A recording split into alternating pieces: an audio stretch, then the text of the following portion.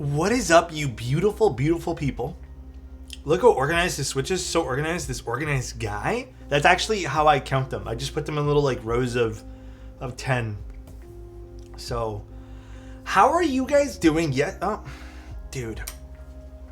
What is wrong with this camera today? Oh, it just keeps going back. Hold on one second. I changed something. Give me a second. You guys are gonna have to deal with power management. There you go. Ah, much better. I forgot. It reset. This camera sometimes just randomly resets, and sometimes I forget to put it back into the right mode so it doesn't auto turn off. So you should start streaming with a black screen. That'd be pretty cool too. Favorite part of stream, to be honest, the starting up or the failing of equipment? What's your favorite here? How are you guys doing? Is everyone doing good or what? How is everyone doing? The goat is live? Dude, who? Thunder, I appreciate it, man. If you're talking about me, I don't know. Failing of equipment and menu navigation. True. Honestly, it's fun. I thought you were doing some cherry switches today. Okay, so story goes is this morning I woke up, did a bunch of work. Around 11 o'clock is when my day started to free up. And I was like, cool. Let me do the cherry switches, and then I'm gonna do the orange switches for tonight. And the cherry, I'll switch up the Neo60 CU. And I did the orange switches, and then I got pulled into a meeting that I forgot. Well, not that I forgot. It was a different time. Or sorry, no, I got pulled into a meeting that I didn't know was a thing, and then that meeting ended. I quickly chowed down on some food. Then I had another meeting. And then that lasted way longer than expected. And then I did one more meeting after that. And not that I forgot, but I knew there was meeting, like I had stuff all day. Like I was pretty booked. But I was kind of bummed that I didn't get to do one more set of switches. However, I mean, I got this switch set done, so that's a positive, I guess. I don't know. I think that's a net positive. But I didn't get a chance to play around with my, I guess, Neo60 CU. However, found out today there's knockoff keycaps of Aether that have been running in AliExpress. Crazy. Didn't know that was a thing. So I guess I'm flattered. I'm flattered that people copy me. I don't know. Is that something I should be flattered about? So excited to see you try the Neo60 CU. Yeah, I don't know what colors we got. I don't know what kind of config we'll do. We'll do it very different from the 65 CU. We shall see. We shall see. Everyone ever realize that we're living in the new normal everyone was talking about a few years ago? In what sense, Matt? Hi, everyone. Had a really rough day. Y'all pray for my wife if you can. She got a concussion today. Work. Lego, I don't want to pry and ask what happened. I just hope that everything's okay, dude. I'm guessing she fell or something, and I just hope that she's all right, bro. If there's anything we can do here other than just send you some thoughts, bro, you let us know. That is super scary, man. Yeah, that is awful, bro. Message me if you need anything, okay, Lego? Yes, we're going to be using some L'Orange switches today. L'Oranges. Just like we made this huge deal about the new normal, and right now no one's even thinking about that anymore. You know, that's pretty... I hate using this like analogy. Did I turn this light on? That's pretty human though. Like, I feel like we all just got a Matrix 3.0 hyped for it. Dude, Ghost, thank you so much for 11 months of being here, first of all. And I hope you enjoy the Matrix 3.0, man. But I guess that, to kind of speak on that whole new normal thing, it's interesting that you mentioned that. Because we kind of get into this thought process where it's like we all want things, like whether they're the right things or the wrong things, we want things. And then we get those things, it's new and shiny for about a day or two. And I find a lot of us, we tend to move on to the next thing we want or want to change. And we don't appreciate sometimes the things that have changed. So, yeah, I guess like in some sense, maybe there's a new normal even in keyboard standards or like life-wise, but I mean, I do that too. I forget to sit down and smell the roses type thing. I guess in a way, live in the moment. but I'm pretty bad at that actually. Not I still appreciate you at least twice a week. Fried? That is very kind. Thank you, man. Elquan's so popular today? Isn't he always, though? I wanted to take a shower today because my hair is feeling a little greasy, but it's okay. Whatever, we'll live with it. EQ is always popular, bro. For real. Adam? Oh, man, I didn't even realize it was Adam. Adam never comes here anymore. He hates us. Hi, Adam. I've been playing a lot of Pokemon Go, Adam. I sent you a thing. I just keep forgetting to do the friend things now, but... I have this problem where I want to have a beautiful board touched and built by Mr. Toes, but I also don't want the joy of building my keyboard. Wait, sorry. I don't want the joy of building my keyboard? Or you want the joy of building your keyboard? Or don't want to miss out on the joy of building your keyboard? I mean, Liv, you know what? I'd say you do you. Get your... You know, like, it's one thing for, I guess, me to do it. But, you know, I want you guys to have fun with the products and just the stuff and the experience. That's all that matters. Consumption culture makes everything both a dream and perfection, but also always work in progress and could be better. Yeah, I mean, if you guys... I find this a little difficult to talk about, but... I guess in a lot of ways, that whole, like, work in progress and could be better, I've been suffering from that lately. Like... maybe suffering is a strong word, but I've been very much in my own head about that. I don't know. I feel like I've been the unfortunate victim of self-sabotage and comparison lately. And I tend to compare myself to a lot of people, and I think that's not good for my mental. And I've caught myself doing it a few times, and I've stopped. But it's been more than normal. I'll say that much. It has been more than I'm used to, and I think it's starting to weigh on me a little bit now. So, yeah, like, in a way, there's some imposter syndrome, like not being good enough, kind of mixed into that too, and like, here, I'll just tell you guys. I look at other people in even the same space, and sometimes I'm like, damn, how do they have all that? Or like, how did they get this? Or like, how come my space doesn't look like that space? And then I start to go into this thought process of like, am I just too used to this space? Like, sometimes I look at, you know, other people's setups and just like work areas and just like even their life, and I'm just like, wow, that's amazing. Like, that looks so good. And then, you know, like, I don't know. I don't always get to see the behind the scenes of things, but like, for example, one that I had the other day, I thought that I had the other day, was I saw someone's computer set up and it was keyboard stuff, and there was this flood of natural light in their office.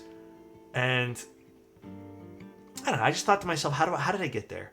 Like, how do I get there? Like, how do I get that? And, you know, in a way, maybe I should find that as inspiration to one day be able to have something like that. But then also, I tend to pick on myself. I'm like, how come I don't have that? I've been doing this a while. Like, how come I'm not in those circumstances?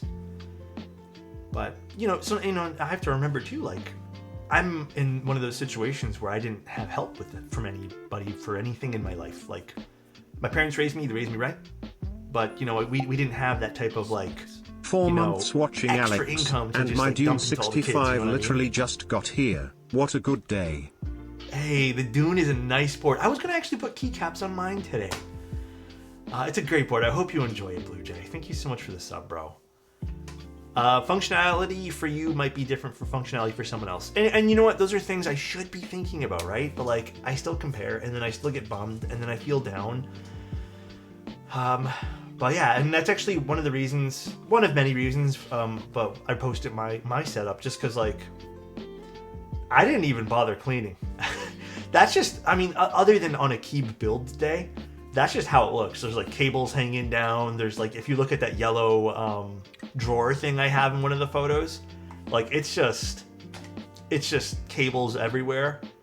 But yeah, like there's no natural light. It's just like I got a light over here, and then, you know, it's a pretty small space, so GMK motif will be banging there. Yeah, and I do want to slightly mix up some of the colors in here. Oh, thank you, man. I appreciate that, man.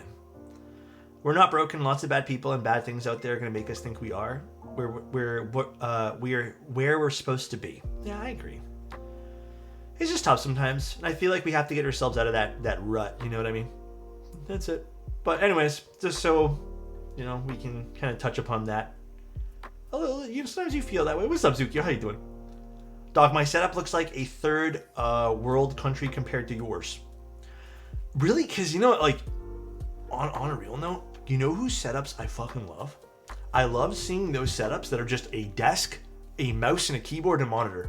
I love seeing those. Those are like the best setups to me. But I can't have those just because I need to have work things on my desk. What desk am I using? I'm using one from Ergon Office. I always forget the brand. Ergon Office. No PC got it. Dude, I love the people who have mini mini ITX builds or just like small builds, small form factors, and they just stick them on the top of their desk. The Optimum Tech trend, I would say that he made it a little bit more popular, but I feel like that trend has been around for a while. Dude, I want small form factors so bad. Speaking of computers, my brother was telling me, because I don't really, again, you guys can hate me for this, I don't follow computer stuff all that much as I used to because, bro, computer stuff's way too fucking expensive nowadays. And also, I'm going to say this, and I say this with the most guttural passion ever, fuck people who scalp things, all right? I'm over it. I'm not dealing with computer parts. Fuck scalpers, all right? I'm over it. Computers, when I was kind of leaving my whole I like building computers phase for people and stuff, I was like the height of scalping, and I'm sure it's still around. But my brother was telling me about how like the cables are melting for some of like the 4090s and 50 series cards.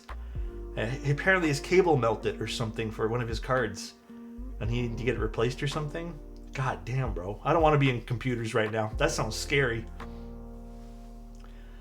The 30 series GPU shortage was tragic. That's kind of where I ended off. And I said, screw this. I'm not dealing with it.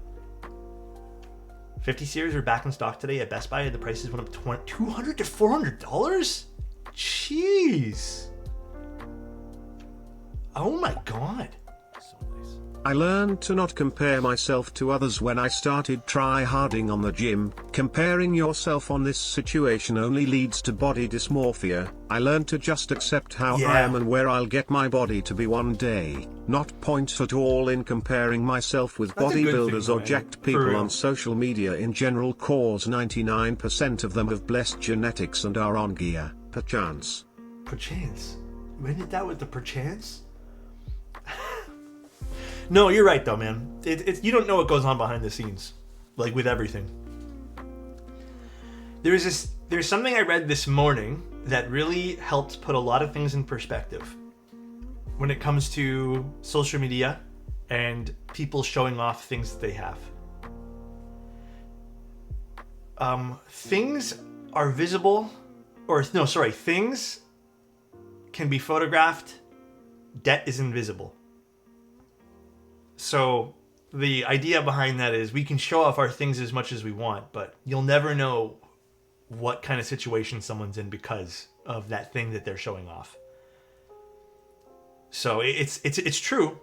It's true. And it put a few things into perspective today. Why do I get all these letters from Alex Collections if my debt is so invisible? Hey man, you gotta pay up, bro. You gotta pay up. All right. Neo60 CU Day. ITX SFX got popular when the case came out in Indiegogo. I've always loved the small form factor stuff. I think it's great. I think it's cool. All right.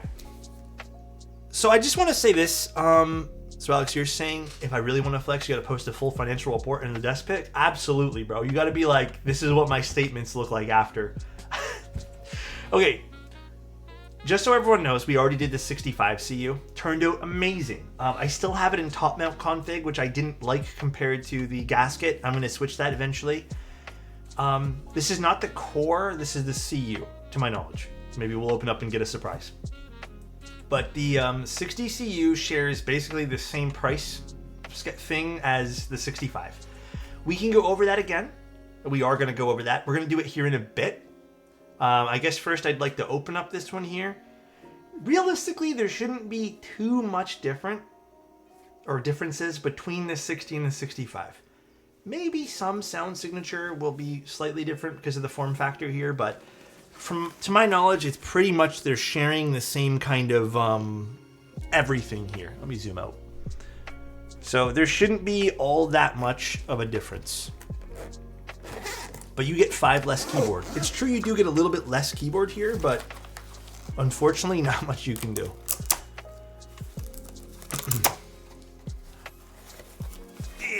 Okay, we got the CU. I can tell because it's really heavy. Please try top mount with PP plate. We'll see what we do. I actually don't know what color this one here is. I knew about the other one, but I don't remember this one here. I can't find where I put those tweezers today. Oh well. Let me see, can I just poke a hole with this one? Is this gray? Kind of looks like a blue gray. I gotta double check what color this is. Ooh. All right, this has the all black PVD bottom. Now that is hot. That looks, to me, this is a little bit nicer looking than the multicolored one. Ooh, this is a nice combo. Should we do the peel right now? Fuck it, we're gonna do the peel.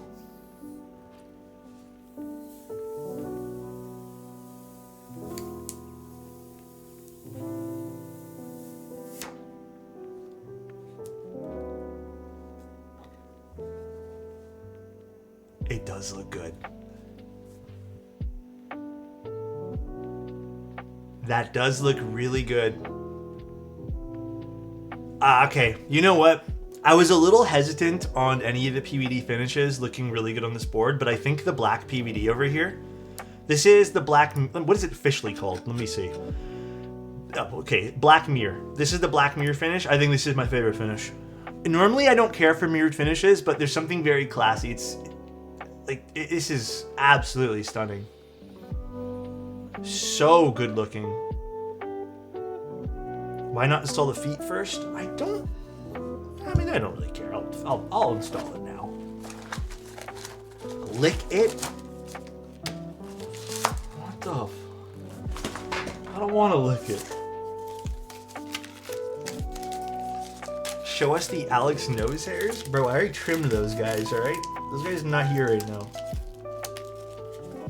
What does he... Guys, let's not be sussy.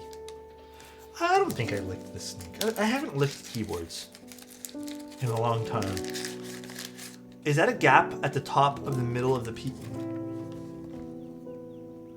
Oh, good eye. There's a little bit of a small... I wonder if that's on the other one. Do you guys see that? Just a small gap over there. Although I don't think that takes away from the board, but there is something there. I'm wondering if that's to also let some sort of wireless stuff go through. God, you can't. My camera's not going to be able to focus on this. I'll definitely put that in my finer notes when I do the written review for this, because I want to do a written review for both the 60 and the 65 CU. Here's the side profile of this color scheme.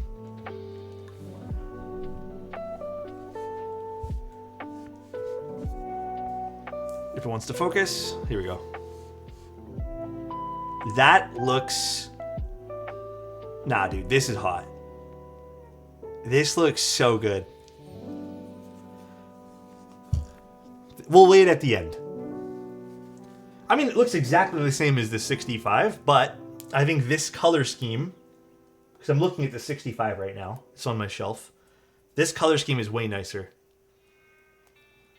Oh, come on, please. I don't love taking off these feet. Neo trying not to look good, challenge impossible. Do scratches would be less noticeable in Black Mirror?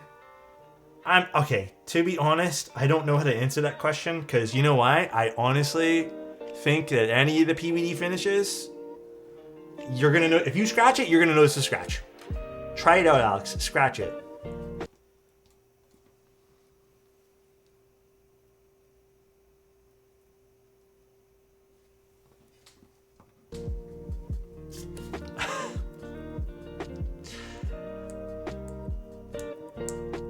For science? Oh my god.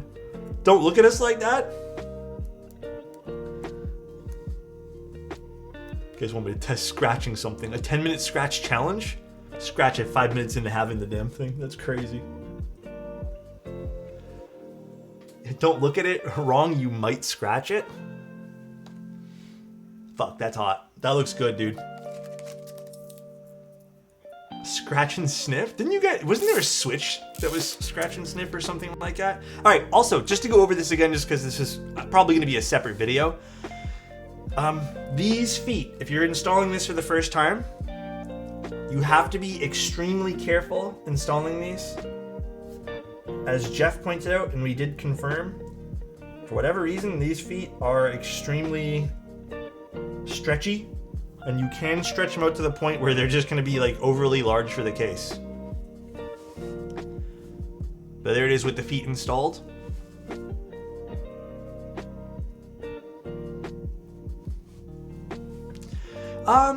So yes and no, Adam. Okay, here's my thought process with the thuddy feet. I agree. I think there's some, well, there is not some, but there is validity behind the longer feet causing different sound profiles. I didn't notice anything like out of the ordinary for the 65 CU. I didn't try directly on the desk, and we can try that, Alcyon. But yeah, I guess from another standpoint, we mentioned this during the 65 CU as well. I don't really quite understand the necessity for a longer foot in the front, and maybe there's a reasoning behind that. I don't want to like dismiss it. I think I would have personally just, you know, added 2 small feet in the front and just extended this weight a little bit more down here. Maybe that could have been a thing, but this is identical to the 65 in every sense, except this is a 60. But yeah, the feet choice, it's not my favorite in the world, and I do feel like the smaller feet could have been better. But for what it is, the 65 CU sounded great. So we'll see. All right. Let's just put this all to the side. Now, I don't know what plates and stuff were sent with this one. Yeah, there's probably going to be fingerprints, no. Looks like an aluminum plate, and I think this is a hot swap PCB. So no plateless today. Yeah, hot swap. Damn it, I thought maybe they'd give us a solderable unit to test. I'm sorry, guys. I can't really properly test it with a hot swap board. So some other key points about this, and again, we're just going to bring up everything one more time. I know you guys are like, fuck, Alex, you've already talked about this. There is a small, there was a noticeable small little gap there. There's also some small little gaps here. Again, you're not going to notice these when the keyboard's built. Like we pointed it out last time, but just so you guys visually are aware of that, there is, you can kind of see like where my finger goes through, that the gap kind of disappears. But the step ridges on the inside, excellent. I love when modern boards do that. I would have liked to see, you know, obviously those gaps cleaned up, but again, is it the end of the world? I can't really see them from this side of the case. Not the end of the world. Might bug someone, and maybe that's a pass for you. Now, one major change, like we mentioned last time, where there's no catchball system, which IMO is a good thing. I like no catchball systems, and they did that on purpose. They gave us reasoning why they decided to go no catchball system for this one here.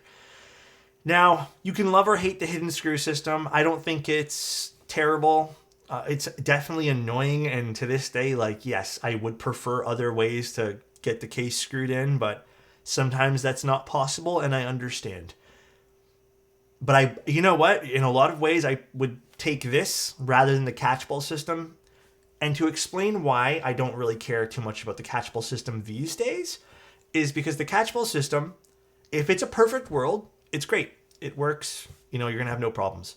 However, I had a major problem with one of the catchball systems. First time I ever had it, and it caused some very nasty resonance, a lot of vibration in the top frame.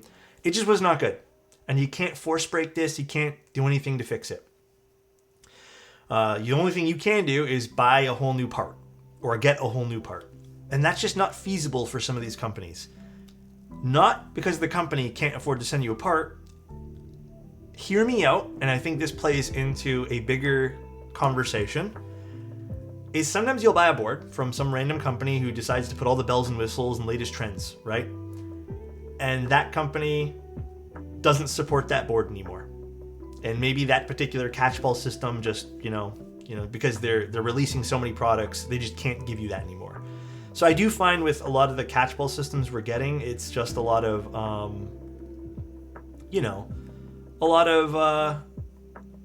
you can't sometimes get a replacement, or I don't know.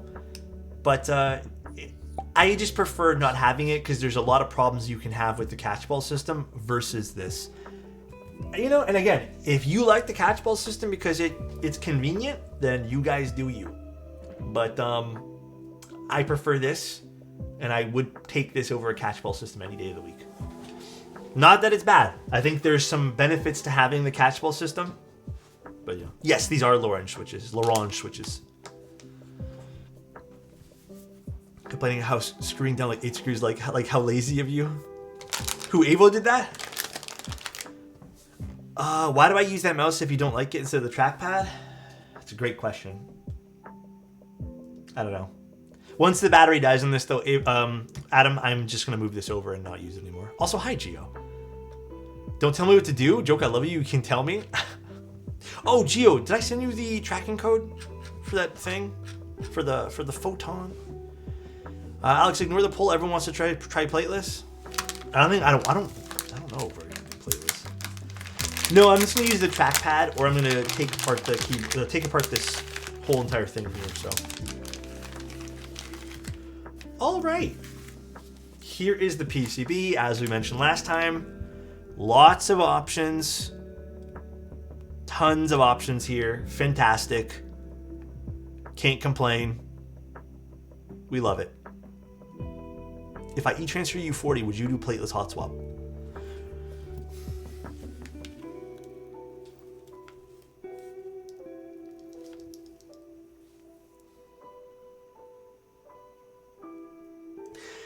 Do you guys want plateless? Yes or no?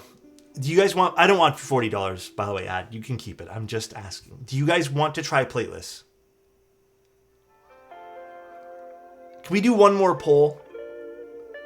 If the poll says yes, we'll do Plateless. But if it says no, and everyone has to enter this poll, though. Let me just see something quick.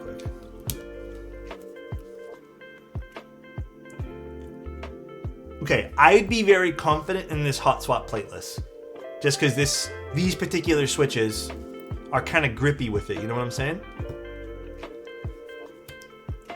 But you guys pick.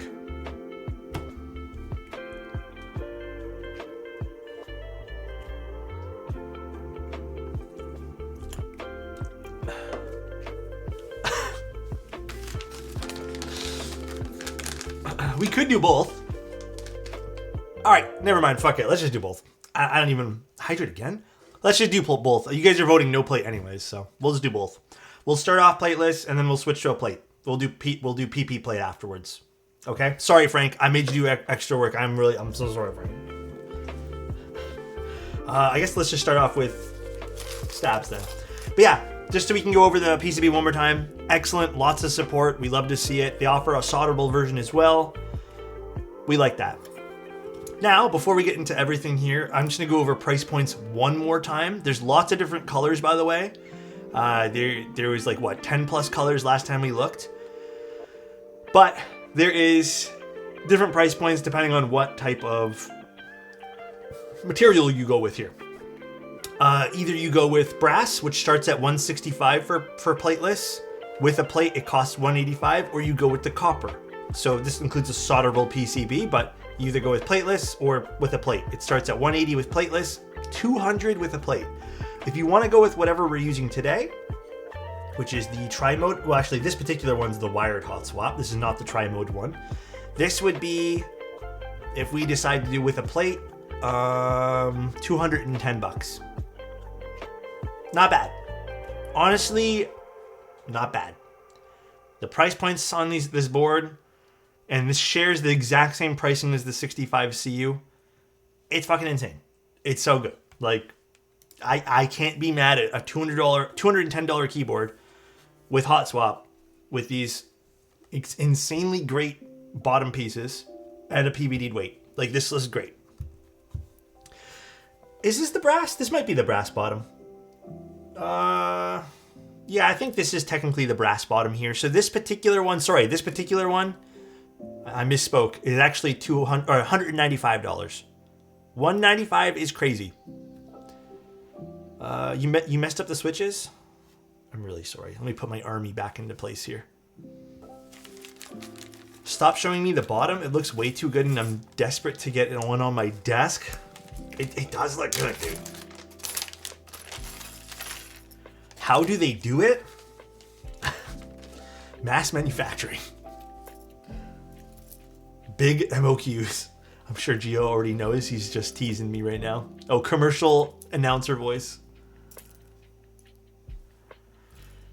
Can you show the bottom again? It has a big foot on the bottom. That's probably why you're confused. Also, Zukio, you said you got your espresso machine delayed on the 15th? Why did it get delayed? Is it just like shipping problems? The copper bottom whole board cost less than the mode bottom. Again, I want to make this clear. There are different MOQs with things. So that's one thing to think about as well. And then B, the variation of coppers and long conversation. There's just different types of coppers that cost different grades cost different amounts of money. So also keep that in consideration. Just some food for thought there. I prefer brass over copper. I got to admit, I think for this particular color, I actually do prefer the brass. The brass looks nicer on this particular color. I don't think the copper, because this copper here, let me show you guys the copper color. The copper is actually very, very orange for Neo, even with the 75 CU. So I kind of prefer the brass with some of the other ones. Yes, it is extremely, extremely orange, even compared to other copper keyboards that I have. And you know what, just to show you guys, I know there's tons of stuff on the desk right now, but here, I have another piece of copper over here that I can show you guys. This is a copper from Mode, which is more what I'm used to. So you can see the color differences, right?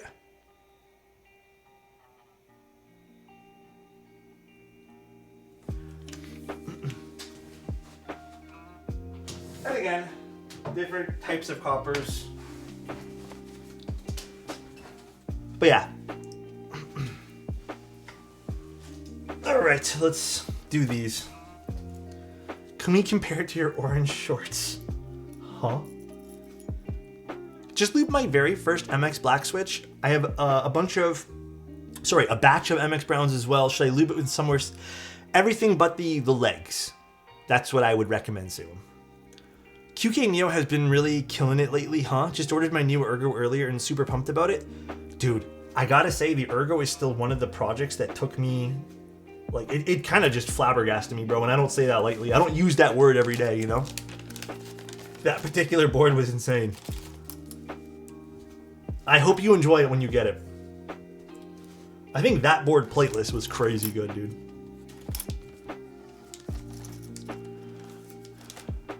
Do you use that shit all the time? How would you know, Adam? You're never here anymore. You're never here anymore, Adam. You know what, Adam? How would you know? You don't even show up to streams no more, bro. Who says I'm not? True, to be honest. Adam could be lurking in the back, dude. He could be lurking in the back. I'm gonna take that. I'm here for the beef. Oh, man. I don't use that word lightly unless I'm streaming 7 days a week. I'll see you at the post office. Are we catching Pokemon together? Adam, I had a Galarian bird. Was it 2 days ago? I used my daily essence. And dude, the most embarrassing thing ever. I never get the birds. I've actually been getting super lucky, but I used the golden berry, And I went to go use an Ultra Ball, but for, I don't know, I was so tired. Like, I just happened to use it and it popped up and I got super lucky. I used a regular Pokeball and then I just like, I kept missing because I was laying down. So I just kept missing and I just said, screw it, let me get up. And as I get up, I did something to my phone and my phone just like closed the app. And I was so bummed. And I was like, okay, I hadn't even landed a Pokeball yet. So, you have a shiny Celebi? I'm kind of jealous, I'm not gonna lie. Celebi's like one of my favorite Pokemon. I was so bummed. The greatest plot twist in the world would be if Adam worked for Pottery Barn and orchestrated the whole whiteboard fiasco. That would be some real Nemesis shit. Honestly, I wouldn't put it past him. He'd do it. No, actually, I feel like Adam would be a good guy. He'd make sure I get it done. He'd make sure it would get done, dude. He'd be a good guy. I have faith in Adam. I have... Here, let me show you guys the 2 birds that I have. Let me open up the game. We're going to take stream a little slow today just because I'm a little bit burnt out from everything today.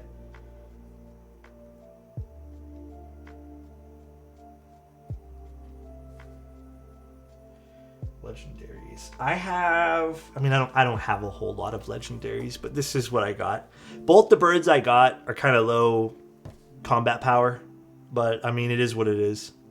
I don't have a whole hell of a lot. I don't feel like doing the Zygarde stuff either. I'm not about walking those paths.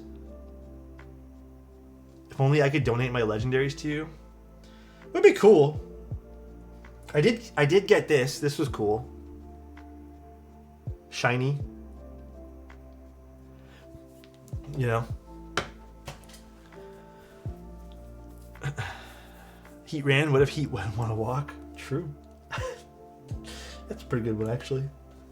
Let's use the 7U wire. I only have one perfect Pokemon, and it happens to be a... what's the crab Pokemon called again?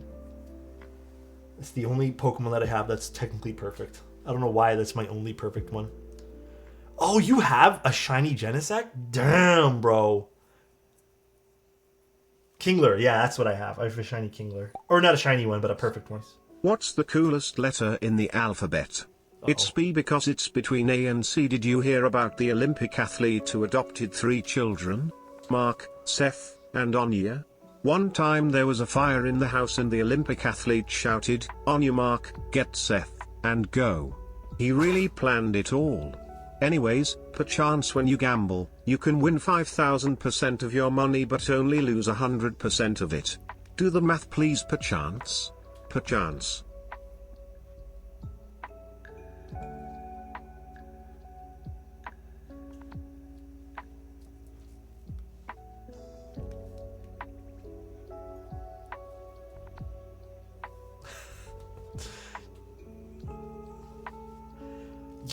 It's okay for real though. It just spoke so fast that I think it overwhelmed me. There was too many bits of information in that text to speech. Bro, it actually did give me whiplash. Stopping by to say hello before bed. Have a good stream. Thank you. You have a good night. Sleep well. JQ, thank you so much for the tier 3s. Just joined stream, but sir, your beard is looking mighty fine. Oh, thank you. Appreciate that. Yeah, I've actually, I was going to shave today, but I didn't just because I was like, it looks all right today. I appreciate that. Going back to Browns, I think mine are pre-lubed MX2As. I would just take your brush, don't even apply lube, and just try to move around what's already there, Salem. You can add more if you need, but just try to move around what's already there if they're already pre-lubed. You don't need to put a whole lot of lubricant on the MX2A brown switches. I think they're pretty good as is.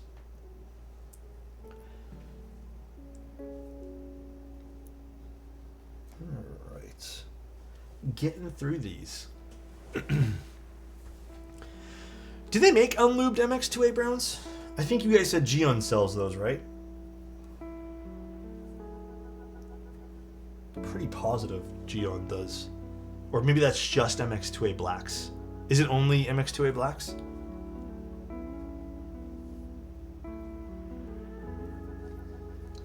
You know, I'm actually really surprised that MX2A Reds aren't as popular. Because it's realistically just the spring that's different, right? Or I guess not even MX2A, but just cherry reds were never the most popular. I feel like most people end up putting a pretty light spring inside them anyways, so... Yeah, but they're red? I thought people like red. Put extra lube on the browns and they turn into a linear. A very dirty linear, yes, they do.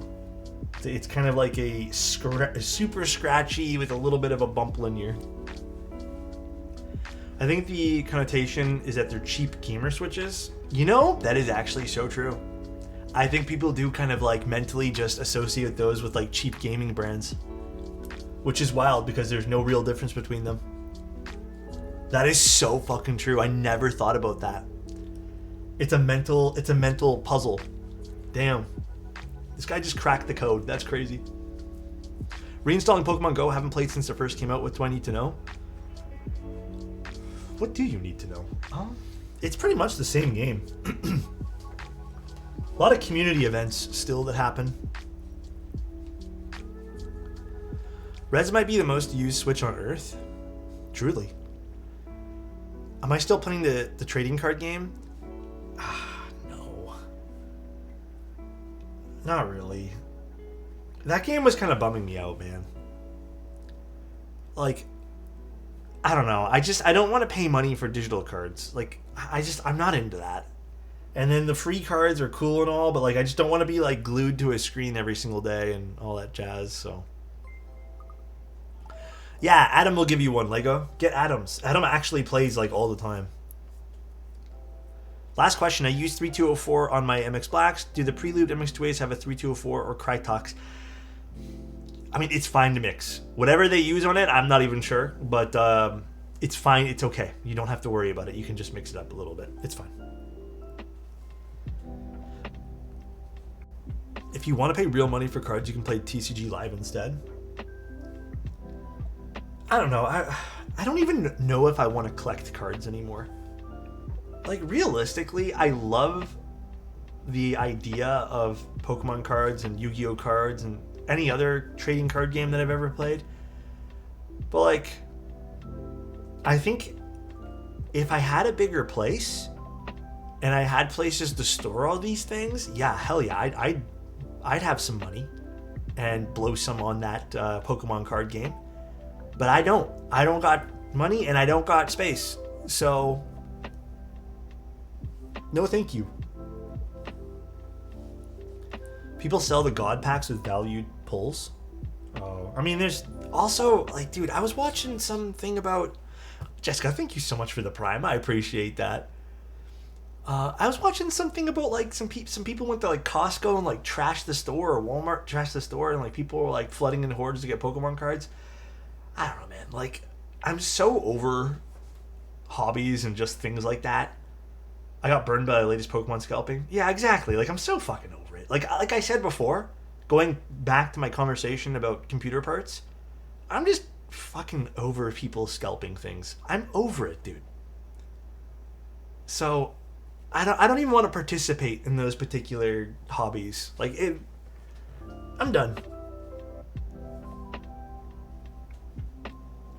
Hardcore resellers are toxic in every hobby. Really unfortunate. Yeah, it's a very parasite behavior, and I'm not afraid to say it, dude. I know some people try to beat around the bush, but it's like the most parasitic thing you can fucking do.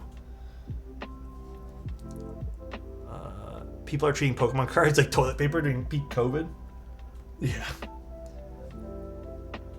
How do you feel about GS2 lube? I love GS2, but not in every Switch. Bro says that one day after opening 5 packs. I didn't get... My friend gave me those. The cops came to stop a Pokemon card release at the airport in Singapore. Apparently, several thousand folks queued up blocking the mall.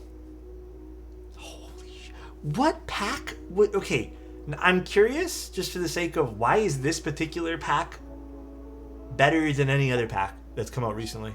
They banned sound like an cards old at person. Target nationwide because of that stuff. It's really unfortunate. The new Eevee The only set? place to get packs for any card game Really? now, Eevee? even the less Moon popular Umbreon? That ones makes are sense. at local Umbreon's always been a shops, popular and one. because they don't have to compete with big box retailers anymore, the prices have gone up like crazy cause they have the market Yeah. cornered. It's Yeah. really unfortunate. Perchance.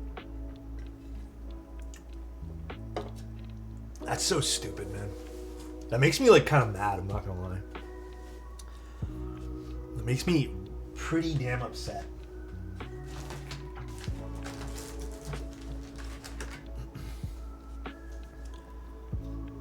The way you said unfortunate is or the TTS. Scalping just seems to getting worse and worse with every single hobby and genre. Yeah. Maybe that kind of leans into our conversation from earlier, you know? Just like people want that lifestyle and they want the quick way to go to a lifestyle. So maybe that's a thing. GS2 is amazing in Milky Yellows. It is. To me, GS2 and Milky Yellows pair so well together, Matt. The GS2 lubricant, to me, it's a slightly deeper sound signature. And I kind of think paired with particular switches, it might not always work. But paired with Milky Yellows is super nice. To be fair, if we didn't buy from scalpers, there wouldn't be any. But unfortunately, FOMO hits hard and people who have money afford the upcharge. Well, you know, here's the thing, right? Like, I get it from the buyer's perspective, too. So I know a lot of people who are parents and, you know, they go to school, like their kids go to school one day and every other kid has something. And yes, you could use it as like a learning experience and tell your kid, like, you don't have to have what everyone else has. But there's also that other side, and, you know, I'd probably be this person where it's like, you also just want your kid to be happy and to not fit in per se, but just kind of like, you know, have what other kids have. I don't think any parent doesn't want that for their child. And, you know, there's a lot of cases where I know parents who will just, you know, at any given cost go buy X, Y, and Z for their kid. And it's not all about just having to have it.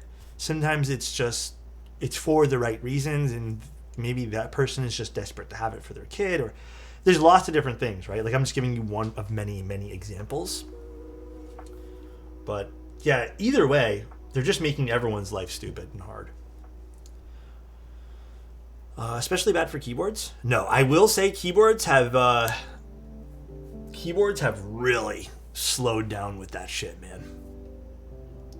With the flipping.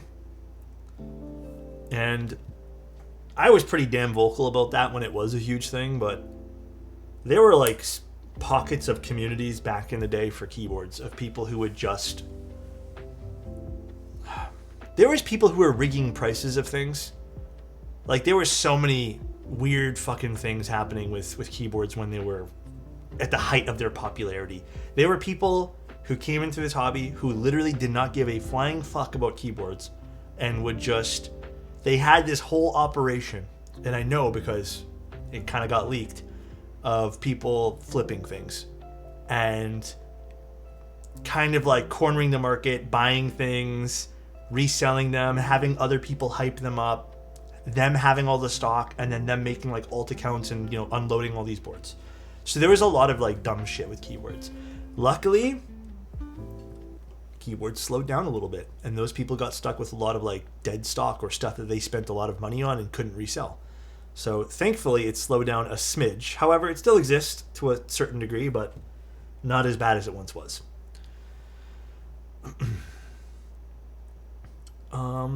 The factual truth about resellers is that they're simply a byproduct of low supply or high demand. If the prices or products match the supply and demand, there would be zero resellers and scalpers.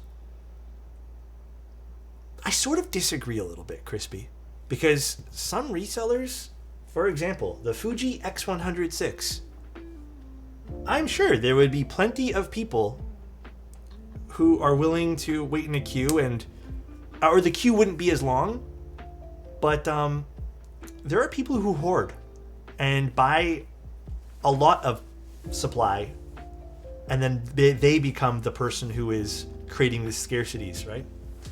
Well, maybe the Fuji is not a great example, because that's also Fuji with their terrible, terrible management of their company, in my humble opinion. But other things like Pokemon cards, I don't think there's. Maybe it's not Fuji. Maybe Fuji's not a great one to talk about, but Fuji's a great example of a company who's being horrible at manufacturing. Fuji kills me, man. I remember speaking to one of the camera vendors about Fuji cameras. You remember when my camera broke and I ran out to go get one? So I had a conversation with one of the people who were vendoring Fuji cameras, and they told me, they said that Fuji is doing this on purpose. Not so people can't have their X106s, but Fuji has it in their like own minds that they want to push the X-T5. They want to push the other series of cameras. So they focus most of their production producing the cameras that that people aren't wanting as much, instead of just producing the thing that everyone wants. Which, I'm going to be real, bro, I don't understand. It makes zero sense to me. So instead, we'll have like particular cameras from Fuji or things from Fuji sit on the shelf while everyone waits for the thing that wants, that people want. So it makes no sense, but that's what one of the vendors told me, and it's really the big reason why there's so much supply issue with Fuji cameras. Oops, wrong. Nope, I got it right. This is why it's a pain in the ass to get some of the GFX stuff. Well, okay, medium format I feel like is a bit of a different beast entirely.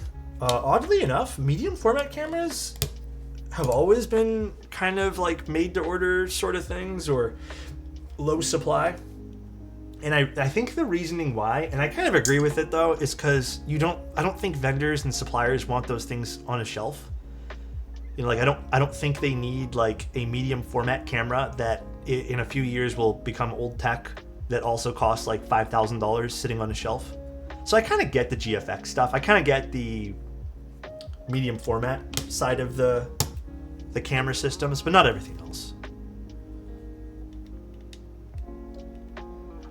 I heard that the color science is great, but the UI is horrible. Yes, Fuji UI is one of the worst UIs, right next to Sony. Sony is also one of the worst UIs.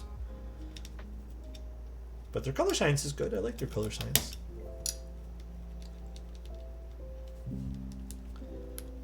All right, I think we're good here. We're gonna start with plateless, and then we'll move to plate. Hopefully this should work out fine, so. Oh no, I'm not worrying about picking up anything right now, camera-wise, but I think the only thing I will say is I just want one more rope strap for my camera, but I can't find anything that I like. And a small part of me wants to design my own camera strap, because I have some ideas for camera strap stuff. But yeah, we're doing plateless hot swap. These are actually pretty damn good. Like, look, they're not going anywhere. Like, pretty damn good. It's just the gator on switches. If I used HMX, these would not fit. That is a byproduct of being a hypercorporate Japanese company. While not universal, a lot of Japanese companies are known for conservative business practices, slow response to market demand, and an obsession with internal logic over external consumer preferences. That's why Fuji's decisions often feel like they're made in a boardroom where executives believe they know best rather than actually responding to what users actually want. You know what's funny? I don't even think that's... Like, I feel like if they were in a boardroom, executives would chase the thing that's making them money, right? Like, that would be the logical thing, but... And it's not even like a no best thing. It's just like, this product is selling. Should we, make... Not in Japan? How is that possible? Toyota does the same shit? That's weird, man. really, I feel like Sony does a decent job of keeping stuff in stock. Hear me out. I think Sony does a decent job compared to the other camera brands. Okay, well, I think Nintendo's an outlier because they've always been terrible at everything. I've been losing respect for Nintendo as a whole for a long time now. I think let's leave Nintendo out of this. Nintendo's not part of the conversation right now. We all probably have some thoughts about Nintendo. Really? Sony does an ass job still in the Hall effects on their controller? But is that really, I just think it's a product. I mean more of like a stock-wise thing, not like a keeping up with tech thing. I guess I'm talking more of like a keeping things in stock and actively like supplying people with what they want. Like that's already existing on the market. Literally actively killing the Super Smash scene? Yeah, let's not talk about Nintendo, dude. It gets me kind of heated a little bit. Nintendo just, ugh. PlayStation, Sony has made an issue with how decisions are made. I'd actually like to see like stock-wise, like how Sony does PlayStation stuff. And maybe PlayStation is a great example. I'm only thinking of cameras right now, so. Modelease, thank you so much for the Prime. I really appreciate it. Thank you.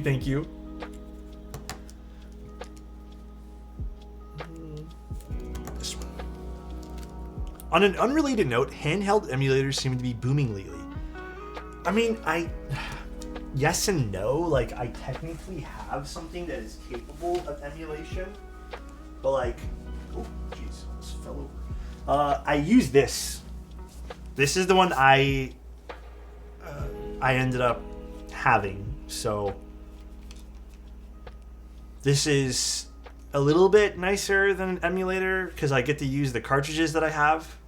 I technically have the emulation installed. I don't know what I want to put in here for emulation. I was thinking perhaps playing Fire Emblem as my first like emulation thing, but this is pretty much what I've been using just because I can play, my cartridges. I don't know. It's fun. It's cool. I like the screen on this one. I've never played Fire Emblem once in my entire life, so Trim UI Brick, which is similar but smaller and can't play cartridges. Trim UI Brick. Can you link me that one there on Discord? I always like looking at them though. I think they're really cool. I think the whole idea of those like small little handhelds and people getting back into retro gaming, because I think it's just been like on fire, that scene recently. I think it's super neat, man. I really can't say enough like how cool it is. You can play SNES games on Analog Pocket too. I don't think there's any Super Nintendo interesting like stuff that I want to play though. I had my time with my Super Nintendo when I was much younger, and even then, like, I didn't love it. No Link to the Past though? Link to the Past. Wasn't I playing Link to the Past? Oh, Link's Awakening. Links to the Past. Which one's Links to the Past again? Now I don't remember. God, it's been so long. Link to the Past.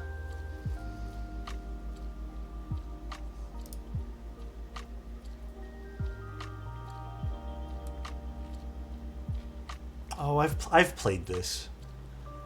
This was out the year I was born, but no, I don't think I'm gonna play that one. Majora's Mask is my fave Zelda game.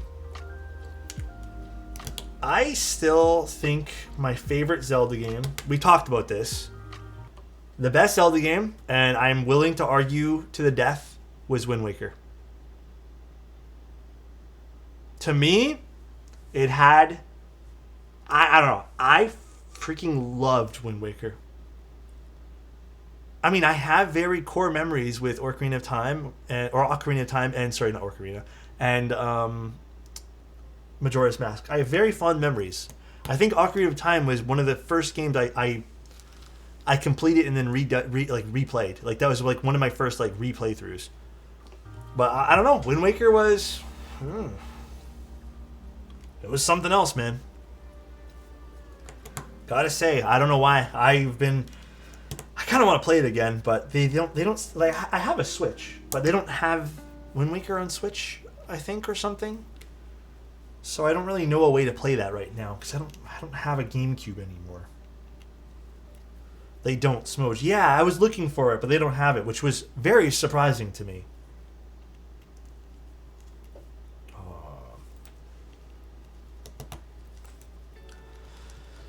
I don't want to...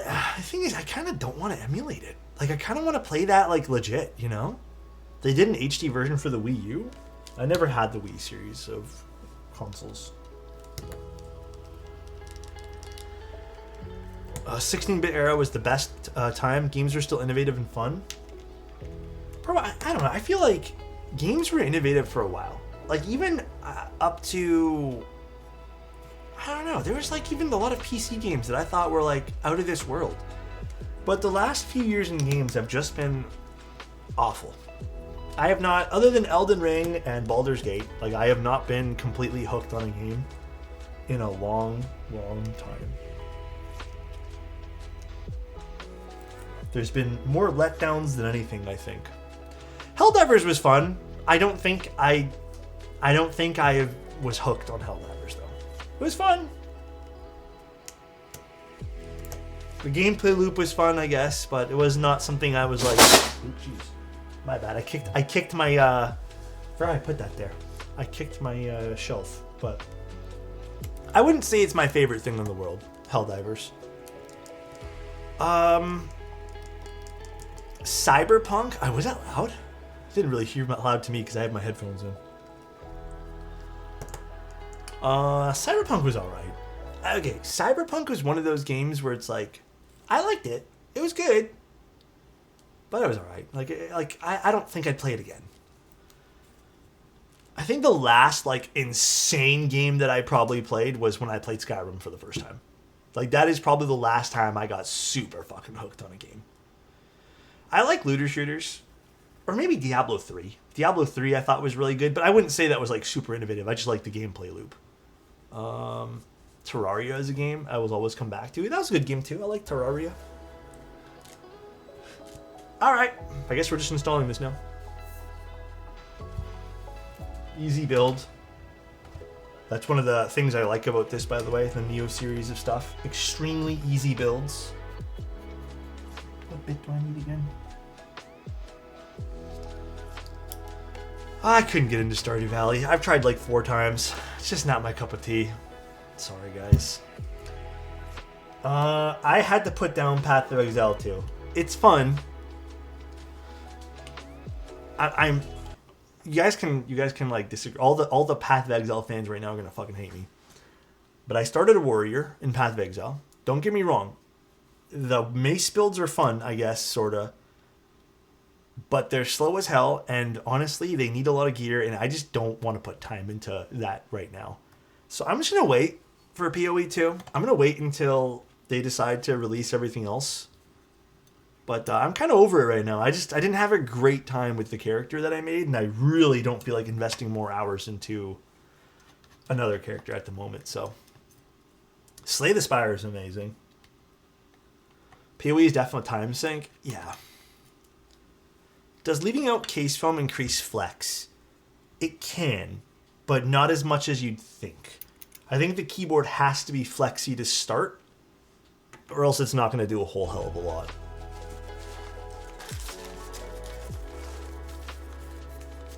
What rice cooker do I have?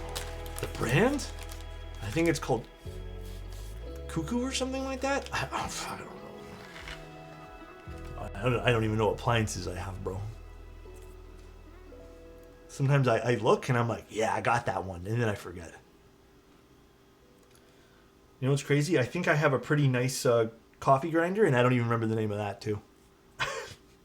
I really don't remember the name of that, even.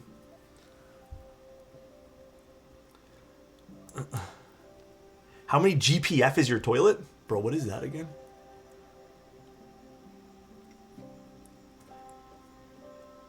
Wilds. Which one's that game? Gallons per flush. Oh yeah, I don't know. No, I don't have an espresso machine. Again, I would love to get an espresso machine. I would love to. But I have no counter space. So I can fit a grinder and a toaster. And that's it. You know, I don't got one of those like gigantic kitchens like many other people do. You know, sometimes I feel a little bit of just put on the floor, my guy. No, I got no counter space, guys. Trust. It doesn't exist. And if I did put it, honestly, it would make my kitchen look clunky. And I just don't like, it's not for me. Make a new counter. You guys are onto something. You guys are onto something right now. I'm using the included Neo stab clip-ins. So I did the same thing with the 65 CU, where I used the included stabs. I just think it's fair because I think people would probably use the ones that this comes with. Plus they sound alright. I don't mind the Neo stabs. They're pretty good. Can't complain. I have the greatest mastermind of all time. True. Make a counter with unlimited amount of key cases. You guys should I melt down keyboards and just make a counter? Is that what I should do? Alright, another little key thing about this, the pogo pins. So nice to have in this. These little, so in the plateless config, or you can do with the plate as well. If you're doing the gaskets, these little nipples here, they kind of align with the little spots over here, which helps align the whole board. And it's quite nice. You can also decide to just take some off, although I don't know if this will bottom out if you decide to do that. Alright, let's put this together now. And that's really all we're doing. I will say, just be careful that the gaskets are not clipping on the side of the case like what happened to us the first time we built this. The 65. I think there's one less screw with the 60, so it seems. I was having so much of a hard time installing the clip-ins behind the stabilizer. Oh, honestly, Name, I don't use those, dude. I think I'm maybe the only person that does this. Or maybe I think I am, but, well, never mind. Lane's just said he doesn't do it either. I think those things, so like mine are sitting right here. I think these are a waste of time. Like the amount of times that your stabilizer would even like fall out like that anyways is actually like, unless you're changing your your keycaps like on the daily, you always use the Manic. I never use them.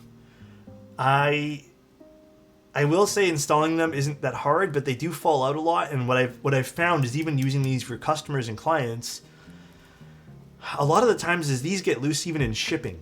So, and then what happens is I have to help people kind of reinstall them over the phone or something like that. So they're kind of a pain. You probably won't need them though. Like I said, unless you're constantly changing things out, you probably won't need them. Anyways, that's my story with that. I don't really like those things. I just had this thought. I wonder when Alex is doing the Neo60 CU build. Cole, for real?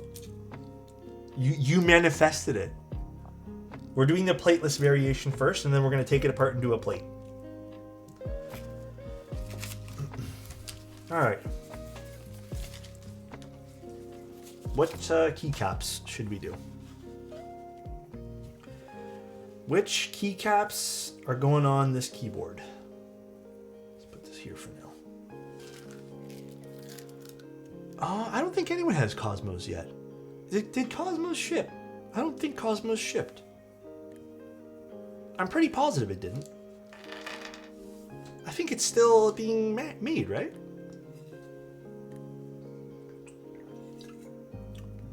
Oh, it just started shipping. Oh wow, that was quick. I love your desk photos. Thank you so much, Cole. It means a lot. Also, thanks to everyone who's just here today and everyone who's subbed and used their Prime subs. Thank you guys all so much for that. I really appreciate it. All right. Let me see what I got. We can put on this.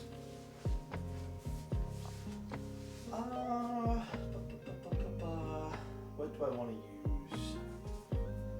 I kind of want to use something like dark. God damn, dude. Burn, thank you so much, man. I appreciate it, dude. Rary, thank you so much too, man. I appreciate that, man.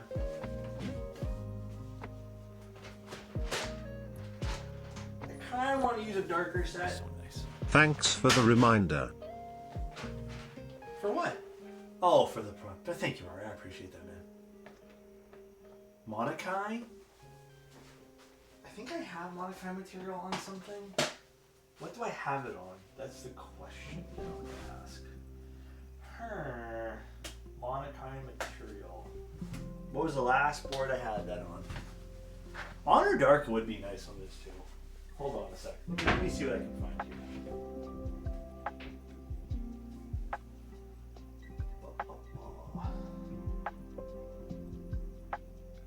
Yeah, I don't think I want to do something colorful. I don't know. Future Funk? You know, Future Funk's not a bad idea. Let me see.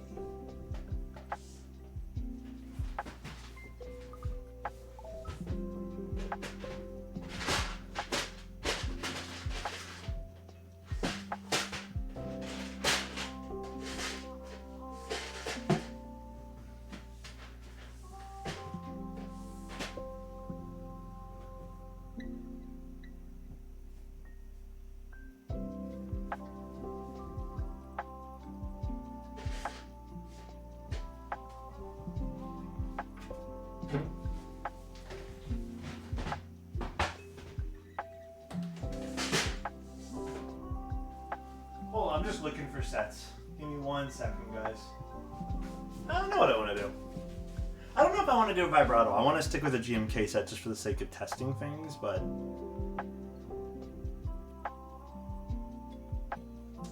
Which one, Lego?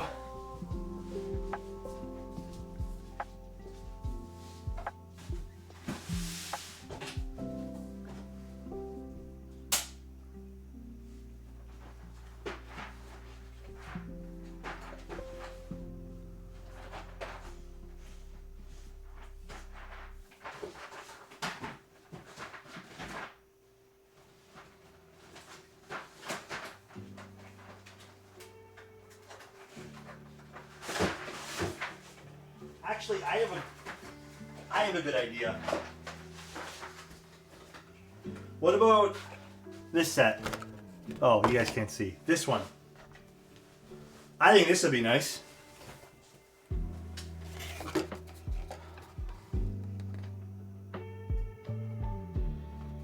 This would be, I think this is like a good combination of some color and yeah, I think this is a good set. Maybe we can switch it up because we have to take the keycaps off again anyways. Oh shoot, this is a different row entirely. I always forget.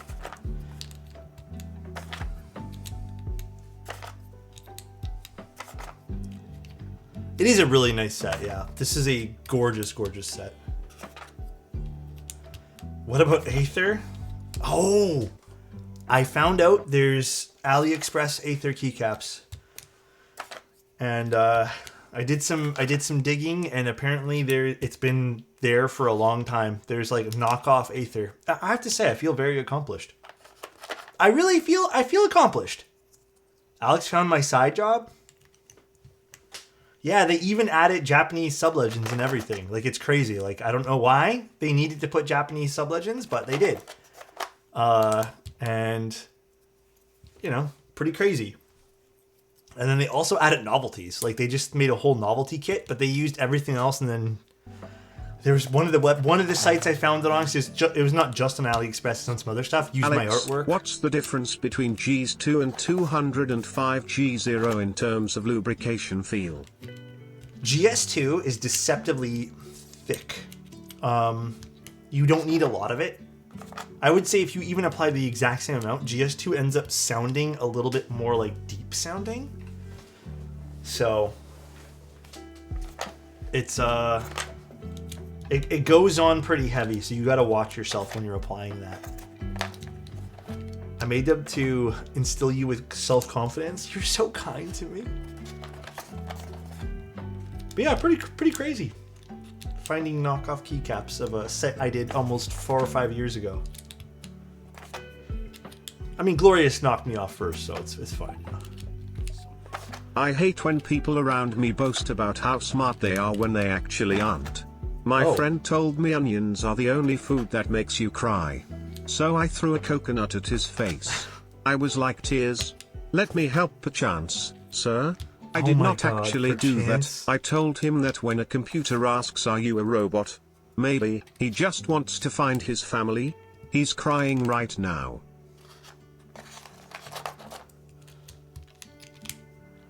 Oh my god. Are you doing a sound test with plate later? Yes. Although I have a weird feeling I'm going to really like this Plateless. But we'll do a polypropylene plate since we did a carbon fiber plate already. And we'll do that both in top mount and with gaskets as well. +1 comments. That one would get one. That was pretty amusing. I gotta admit. Alright, so let's install our... Ooh. Well, plateless builds, I find they have a slightly deeper sound signature sometimes, but I also want to say that I maybe it's me, but I feel like plateless builds also have this like tendency to kind of, you hear more of the switch with less of the plate kind of being an interfering sound signature. So I don't know how true that is, but kind of really lets the switch shine, IMO. Super and...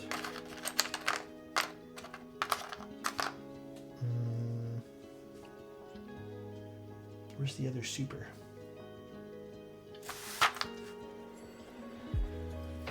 Am I going... What? Why can't I find it? One super? Oh, over here.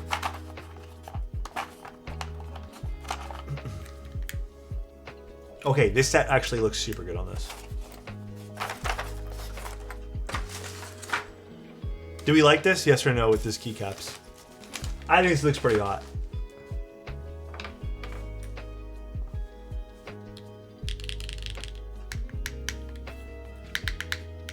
Let me tune the spacebar before we go too crazy with this.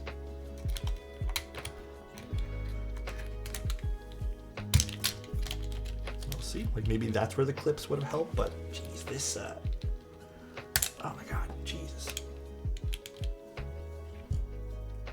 That was staying on for dear life.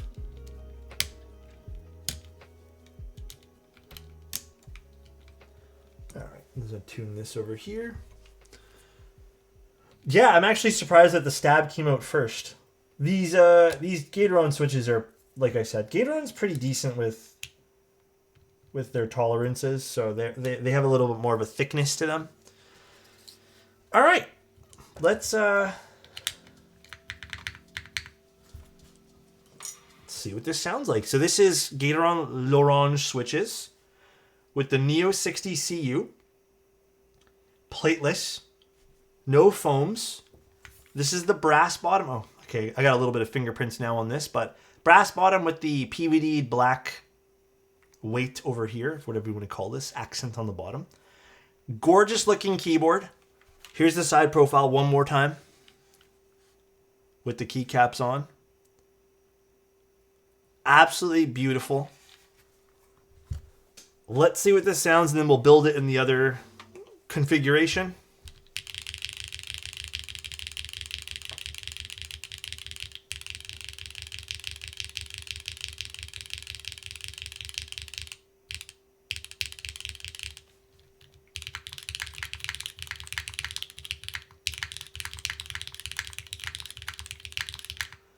Very clean sound profile. A little bit on the lower side, but it also could be the milky top Gatoron L'Orange switches.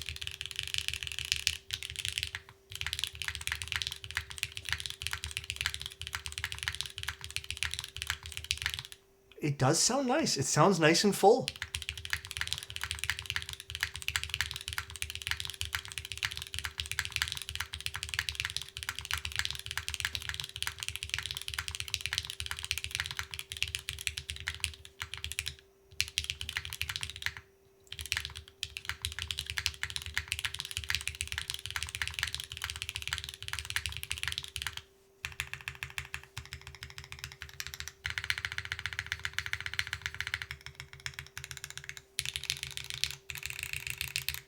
I like it. Sounds good.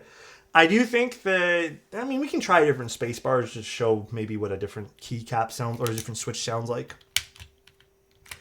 I do think it sounds nice. I think the Gateron or Laron switches are on the deeper side just ever so slightly sound signature wise, but it sounds very full. I didn't notice any inconsistencies. We're going to try with the plate anyways, but yeah, it's nice. Pocket Nixie time. Yeah, we'll try Cherry Switch.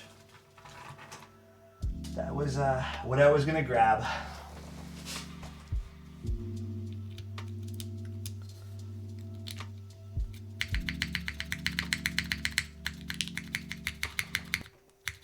That's a lot of scratch. I don't know why this particular, it's a vintage Cherry Switch. And this is actually 3-pin.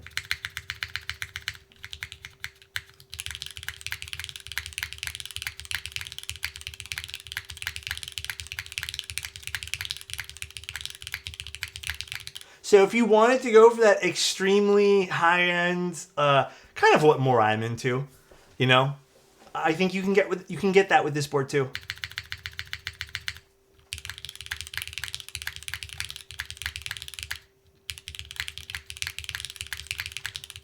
It's a vintage Cherry Switch, but you can really get the same signature with the MX2A black switches too. Very nice. Very, very nice. What do you guys think? Obviously, we're still going to build it with a plate. I think it's nice. I don't really like the Neo's thin side bezels, but the design is so good. See, I'm the exact opposite, and everyone maybe who knows what my design preferences are, I love this. The side bezels being this thin, beautiful. Okay, sound signature-wise, though, Plateless kind of hits, but also Plateless hit with the Neo Ergo as well. This sounds really nice and full. It can get to the sound signature I like with Cherry Switches, so I'm happy right away. That makes me extremely happy. Visually, board's beautiful. This has a lower than 19 millimeter. I think it's what, 18.4 mil front height. Great. It's nice. I don't think this front foot adds any crazy thuddiness with the desk pad. My Neo60 CU has top mount right now. And I can tell you right now, Meow, I don't love the top mount on the 65 CU with the carbon fiber plate, so I'm going to give you a very terrible comparison. How flexy is the plateless build? Not really. I mean, a little bit, kinda, but I'm putting a lot of pressure right now, and I don't know if you guys can even tell. It's alright, like, it's not super flexy. I think, as with most keyboards with silicone gaskets, it's medium firmness. It's not exactly the most flexy thing in the world. So, like the old Neo60 65, I like the CU better. Better design, better mounting styles. Well, we're going to try the 60 with a soft plate. So I hope that's sort of comparable to you guys, because, I mean, I think my honest thought, realistically, is there's not going to be a crap ton of sound differences between the two boards. I really don't think there is. They're exactly the same keyboard, like, through and through. So let's take these off now, and let's do the plate. It's going to have to be patient with me as I take these off. Some of the keycaps might come with it, switches like this. This is one of the negatives of doing hot swap plateless. Sometimes switches come with it. I did hear another top mount I liked with Alu on the 65CU on YouTube, but I like your carbon fiber gasket mount. Oh, you liked it? Yeah, some people said they loved that sound signature. Again, I think it's cool to see all the different preferences. Up arrow sound test? Who said that? And you did. Go figures. Seriously, I have the mode Envoy as my 65. Should I get this board for my next 65? Do you have a 60? This could be a really cool 60 pickup. Have you ever watched Ghost Stories dubbed? Bro, I don't even know if it's like legal to talk about that, bro. Like, I don't even know if, like, I think I can get arrested. I'm pretty positive. I don't think we're allowed to talk about that.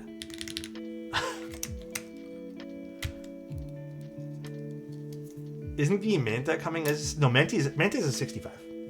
Originally, I really wanted to do a 60 with Bull. But Bull already had a bunch of 60 projects, and I was like, let's just do a 65. Fuck it. I also use 65s a lot, so he had the Pangea Mini, he had the Cappy. Bull was stacked on 65 projects. I don't know. I think I'm burnt out on 75s, man. Bro, let me keep that a buck, bro. I am so burnt out on 75s. I am, dude. AMD Expo. I'm doing good. How about you? How's your night going? I thought it was soldered. No, this is hot swap.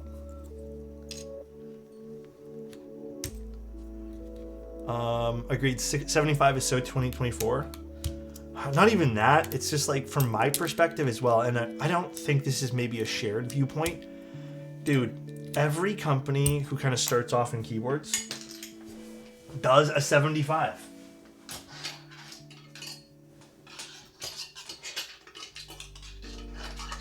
Oh shoot, where'd my keycap go?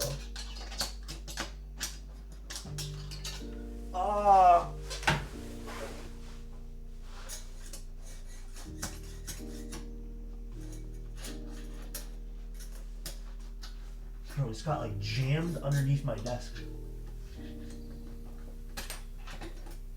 Holy smokes, how did it even get there? Crazy.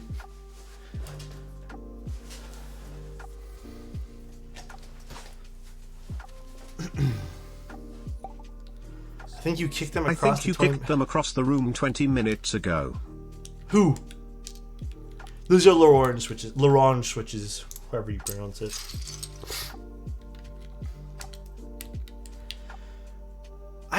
Are 75s or 65s the most popular layout? I would venture to say that I think 75 is the most popular layout because it is the easiest transition for people who go from a full-size board or TKL. The reason every company does a 75 is because it's the safest option, yes, not because exactly. it's good. TKL is more expensive, so it's a bigger risk, and 65 is too small for some people, so not as much market appeal. Yes, I wholeheartedly agree with that. God damn.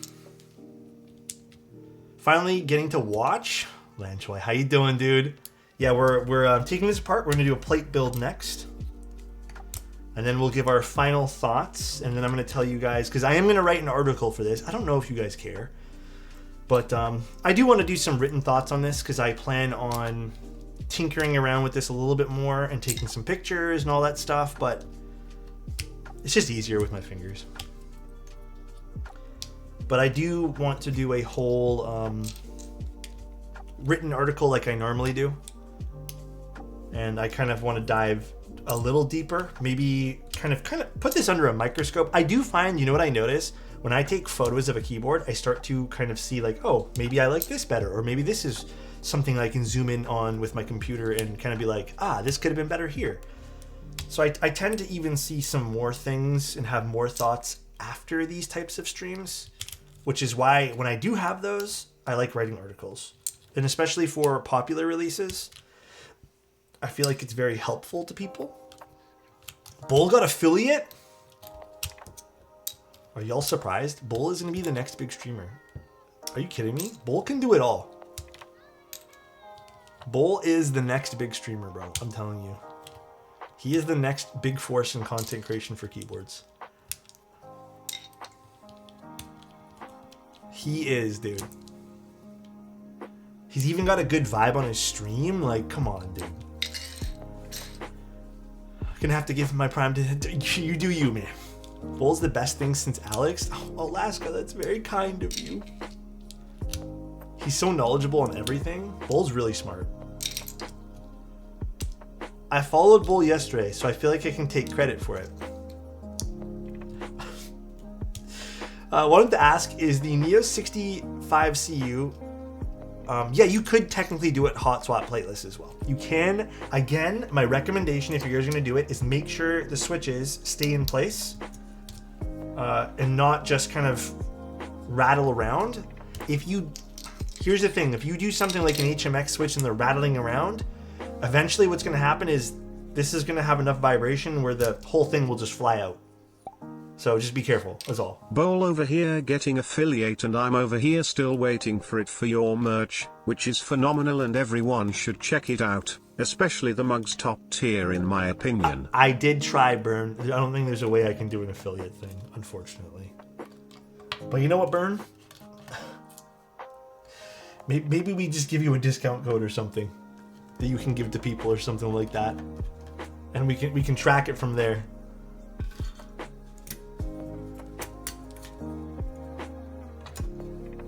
Did Bull make a bowl? I think he actually is making a bowl, right? Is that his thing now? Did I code my website myself? Some parts I did, most of it I did not. It's a website builder. Like, you kind of have to, I mean, it's a bit more of an in-depth one. But I hate TTS. Dude, I've gotten a few people, can I say something? I've gotten a few people message me after stream, okay? Some people are asking me to raise the prices of TTS. A few people have told me it's a little distracting. I don't disagree, but I feel like if I raised it again, all hell would go loose. Or break loose. At this point, I'm not sure. Limit the character count. I can see if that's possible. 101 bits. I am now putting a 45% tariff on the TTS for bits. Unfortunately, actually 445%. So we're gonna have to raise that.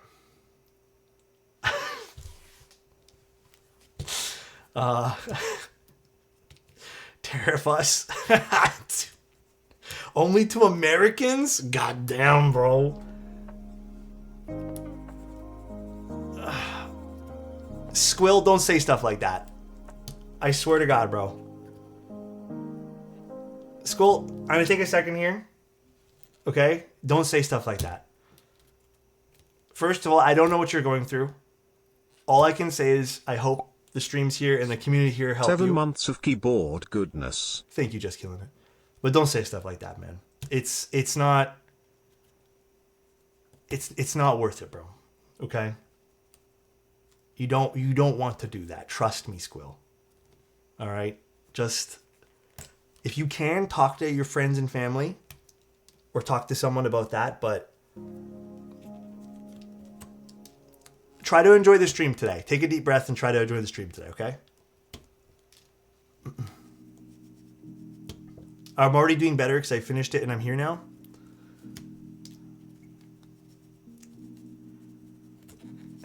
As long as you're doing better. I don't know what's going on with you, Squill, but as long as you're doing better. How long will it take for a crew neck to ship? Love the design. Fourth Wall's pretty fast with it all. I will say that Fourth Wall... I mean, I think Fourth Wall ships out pretty fast. Unless there's something not in stock there. God damn, these are actually kind of tough to take out. But they're pretty damn fast. I'll have some more designs up during maybe the next like 2 months, but where is this merch I hear? Oh, it's on do I have a merch command? I don't think I do. It's on my website. It'll actually have merch on the very top. You missed 2 of my highlighted comments? Aiden, let me take a look right now, dude. I'm sorry. I just sometimes, you know what? Thoughts on the Final Mouse Pro reveal? Oh, man, the centerpiece, you mean? I don't know. It looks cool. I gotta say it does look cool. But I don't know. I guess it's one of those things where I don't know. I guess I would have to see how it feels in person and sounds, and I don't know. Just makes me feel. It seems to be one of the more flushed out designs that I've seen. Yeah, I mean, Final Mouse marketing is always a bit cringe, but it's supposed to be because it gets people talking about it. Just FYI. But it did look interesting. It was a neat concept. I do like these concepts of having screens, you know, kind of add some personality. Functionally, I don't know how functional it'll be. So, I heard they got banned. I'm not really understanding why they got banned, but I guess whatever. All right, we're going to do the plastic plate over here. The PP plate. Or I don't know if this is PP or whatever, but we'll see. All right, let's start popping in these switches here.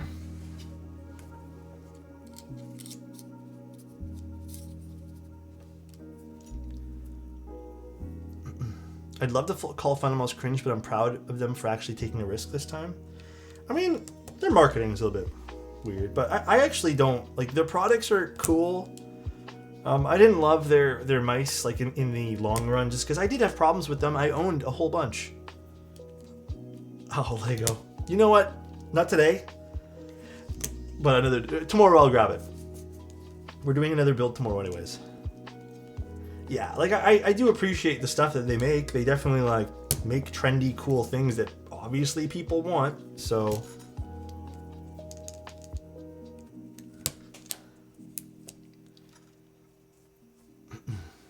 Are you ever going to do numpads? I have built a few numpads. Numpads aren't the most exciting streams, though. Not that I don't really care personally. It's just, you know what, they're like 20 minutes, and then everyone kind of just says, oh, that's it. So, doesn't really give us a whole lot of talking time, because I'd like to say that I don't know, I feel like my personal opinion on my own content, so it's a bit biased.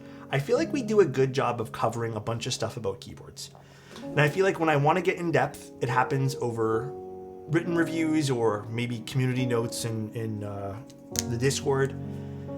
But I do feel like a lot of our stream is just good conversation mixed in with looking at a keyboard. Like, it's like a nice time for everyone to kind of sit back and catch up with one another, you know? So numpads, just, they're kind of short, and then we end up just kind of going into a just chatting stream. So they're just a very small segment of what is the stream, I guess. Keeper, what's up, man? Just chatting with your mom? What the fuck? Yeah, it doesn't take long to do those things there.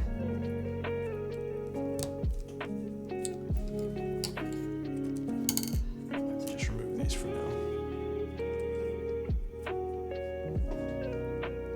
Wish you do a stream on YouTube so I could watch at work. Oh, really? I still don't. I feel like I wish Twitch had a better system so I can talk to people. I don't know if I'm allowed to duo stream.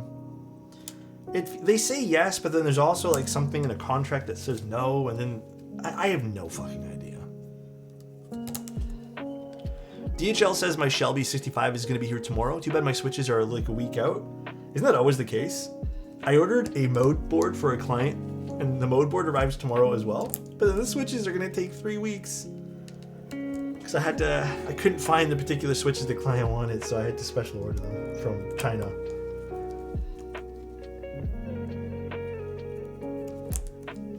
And I didn't want to spend a lot of money on shipping, so. What switches did you get?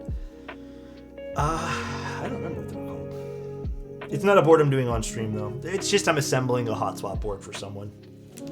This is hot swap squill.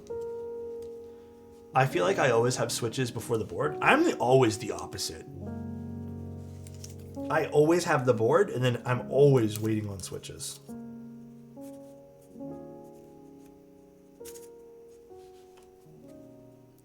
I'm kind of new to keyboards, but I've watched a few streams, but could you explain what the blue thing is? This is the best tool that I wish more people would give away with keyboards. This is called a plate fork, and what this does is if I were to put a switch in to say over here, right? What's going to happen is as I push this in, see what's going on already? The plate is bending downwards. Isn't that kind of annoying?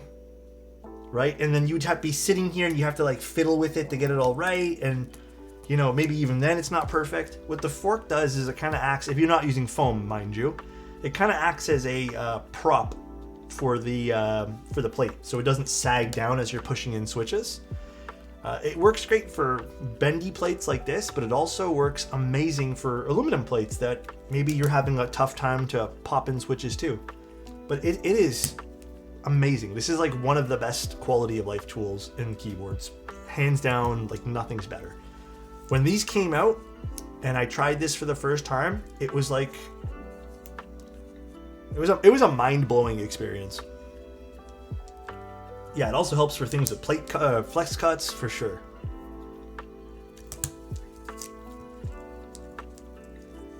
I prefer plate spoon. Huh? Watch your photon video. Unfortunately, shipping to Canada is brutal. How much was the shipping to Canada? I'm a little annoyed at the whole situation with the batteries. I think, I mentioned that in the video too. I know I mentioned it on stream. I don't know if Manoli... Why are you so cute? Thank you, Tony. But I think I'm more slightly peeved about the whole no batteries for international shipments. I get it, but it kind of sucks. But I also don't get why Canon Keys hasn't looked into better shipping methods. What is the best sounding switch? It is such a game of personal preference, Publish. But I will say some starting off points. I really like Cherry switches. I really like Gatoron switches. HMX are great. If you want a list of what I like personally, I have it on my website somewhere. I recently made an article for it. But it really depends. There's tons of variables, and you're never going to get a best answer here. Who is your favorite chatter? Bro, that's like asking your father who their favorite son is, and you have like 3 brothers. My dad would never do that. He would never tell me the answer. So I'm obviously not going to tell you guys any answers. You guys are all my favorites. Without you guys, without each individual person here, I would not be the person I am today. Therefore, I cannot pick, all right? And if I did pick, that would be a complete bullshit answer. I can tell you one thing. It's definitely not Tim. So just take that for what it's worth.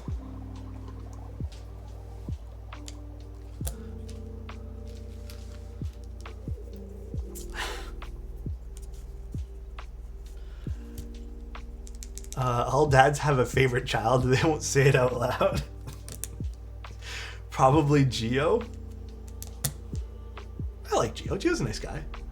Amateur tip, most people, including parents, have favorites. Oh, here we go. If someone said they don't have a favorite, that means you're not the favorite. Listen, veggies, all right? Come here, real quick. Come here. My parents told me all my life that they had no favorites. That my mental will be fucking shattered and ruined if you're telling me I'm not the favorite. I don't want to deal with that. So I'm gonna go through my life thinking we were all the favorites. All right. So I'm not gonna do it. I'm not gonna switch my mentality this late in my life.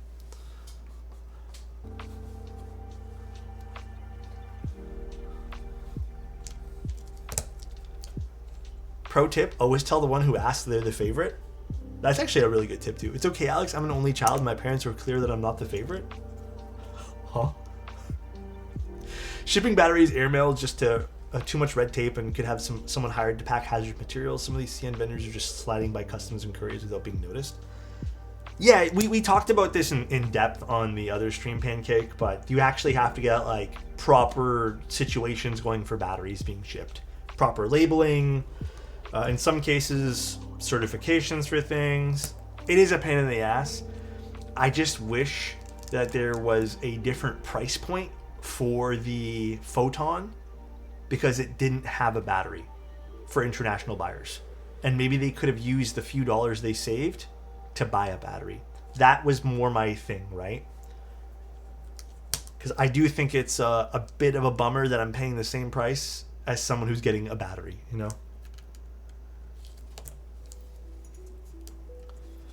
If you're the middle child, you're not. It's always the oldest. I was the oldest. Yeah, I mean, Mango, I've definitely done that. Oh, wrong switch. I don't even know where this came from. I've definitely done that for sure. I've knocked a few hot swap sockets in my days. You're so old. Leave me alone. Me and Keep Science like, shut the fuck up. I think it would be cool if vendors came together and agreed to work with or carry certain battery sizes. That would be really nice, actually. Alrighty. let's get this installed. I guess we'll start with gasket, and then we'll swap over to top mount. Sound good, guys? So, again, there are some minor aesthetic changes I'd make, being like the case itself having better fitment on the bottom piece.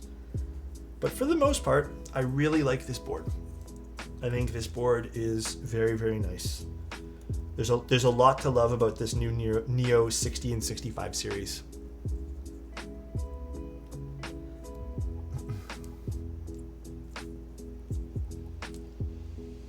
Alright, I think everything's installed gasket-wise. Unified batteries. Yeah, pretty good idea. Why not?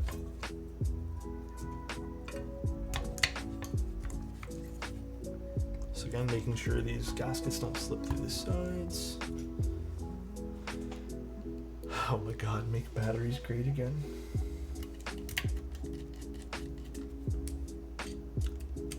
Yeah, it would be nice, as Pancake said, if someone carried different battery sizes, if vendors in different regions did. Actually, a really good idea. Could you throw the PCB to see if it comes back like a boomerang?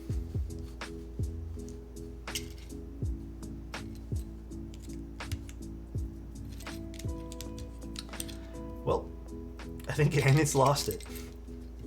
I think Anit's going crazy, guys.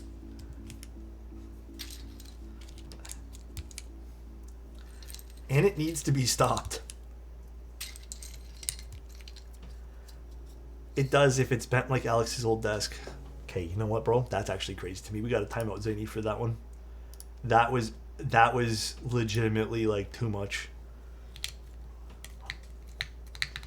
I think that's Zany's first time out. I'm not even sure, but that's crazy, bro. Eat a keycap and see if it comes out the same.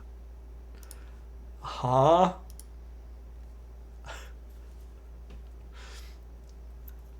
What, Tony? Zany, bro. Why do you have to hit sore spots like that, bro? That's crazy. Just don't buy keyboards with batteries. Why do you need wireless? Got somewhere to be? Got a hot date with your keyboard? No, that's not allowed. You will use a cable just as God intended. Oh my god. Got somewhere to be? Why is it so judgmental?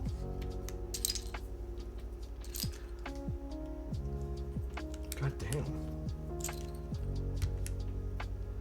That was sassy. I saw a timeout of 10 minutes for the first time. Why did I feel proud? Oh my god. I think me timing out people has the most adverse effects ever. Like, I feel like when I time out Anit, it just feeds him. Like, it just... Now I feel like the same thing's happening to Zany.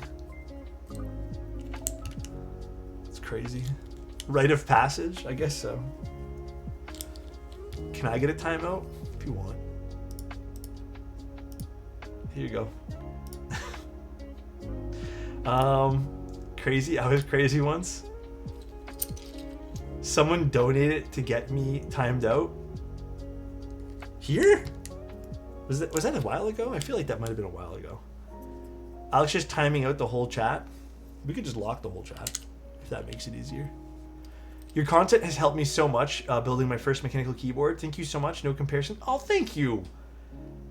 That's all I ever want, guys. I just want you guys to, like, I feel like I want everyone to have a good time, and I hope one day that, you know, the content does help you build a keyboard and just have fun with the product you pick up. That means a lot. Thank you very much. I'm glad I was able to help in some way. My only goal with all this is that. Thank you for sharing this. I still haven't been timed out, just like Pottery Barn put Alex in timeout.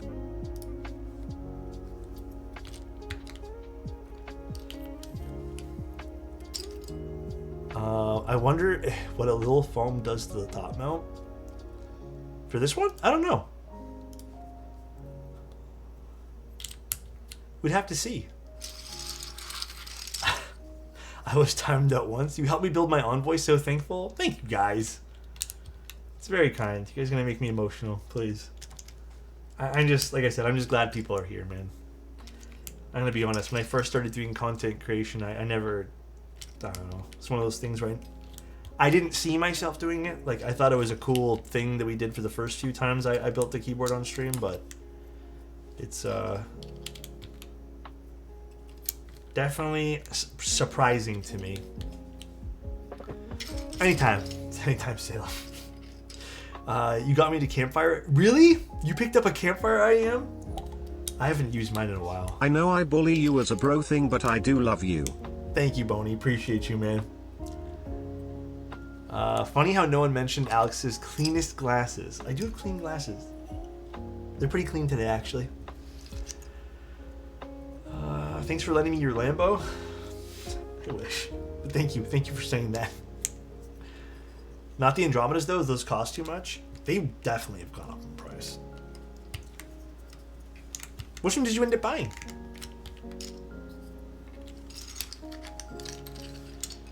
Wear those clean orange shorts.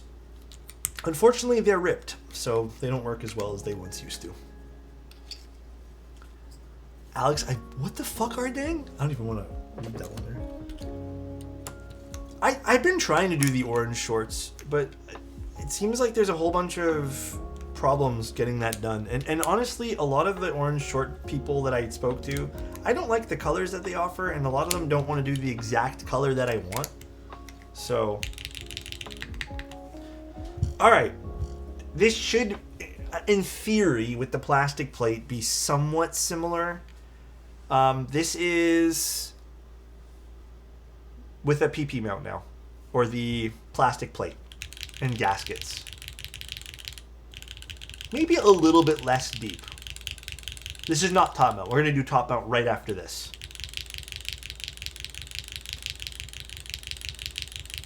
The PP mount, that's what I said? Jesus. The PP plate with gasket mounts.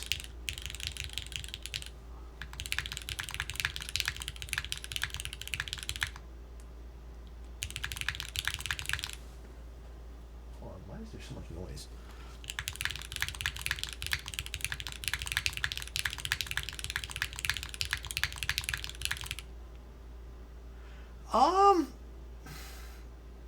I feel like it sounds a little quieter than the plateless. I would rather go with an aluminum plate with these particular switches. Yeah, I feel like it's a bit quieter, which is weird because, again, the carbon fiber on the gaskets were bumping yesterday. I loved it. It was super, super, super good. Sorry, Jedi. But I think it was really, really good on the carbon fiber. I actually think this worked better in plateless with these particular switches. And again, I think this is going to be very switch dependent. It doesn't sound bad, though.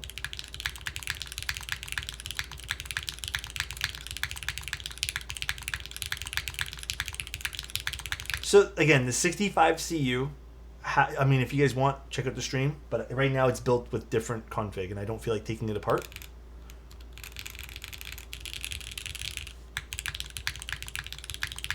Yeah, I think that worked better for the gasket, worked better in plateless for these particular switches. I also don't like the plastic plate as much for the gaskets, but honestly, I kind of figured as much. So now let's try the top mount. It still sounds really good though, by the way. Like this, I'm not saying this is bad. I just prefer the other plateless variant to this. So just so we're clear, I think this still sounds nice. I just preferred plateless. So we're going to swap it up now. We're going to do top mount with the plastic plate. And I feel like this is where this is going to shine for this config. Prune the variant. Oh wait, that's not the right one I need. It's like my only disappointment with this board happens to be hidden screw design. But it's fine. I shouldn't even talk because I understand why boards need that more than I used to. I always end up picking up an extra plate when I have the board in top mount plus gaskets. Yeah. It makes sense. I feel like this is one of those boards where if you want to do a few experimentations with how you want to do things, I feel like picking up an extra plate in PCB is a really smart move, and it's not going to drive up the cost of the board that much. Why do keyboards need hidden screw designs? A few reasons. Sometimes it's literally due to front height. It's due to placement of things. For example, if you wanted to make a bunch of mounting points and they don't line up properly with the case, you might have to sacrifice mounting points. You are able to technically do a little bit of a thinner bezel, which is maybe ideal. Sometimes it can even affect things like front height. So let's just say you want to do a thicker bottom and you have the ability to kind of create a little spot where you're able to do a standoff here, but you want to keep the top frame a little bit thinner, or you want to maybe do a cherry lip. That's where these kind of hidden screws would shine. At the end of the day, it's weird because I used to fully just like not like them, but now that I jumped into a call with Bull, spoke with him about it, got some more understanding a while ago, and it's one of those things where it's like, I hate using this as an analogy, but it's kind of like an unnecessary evil. One of those things where you might have to do it just because it makes sense for the overall structure of the board, but it is still a pain in the butt. It is still a giant pain when it comes to installing things. So that I understand.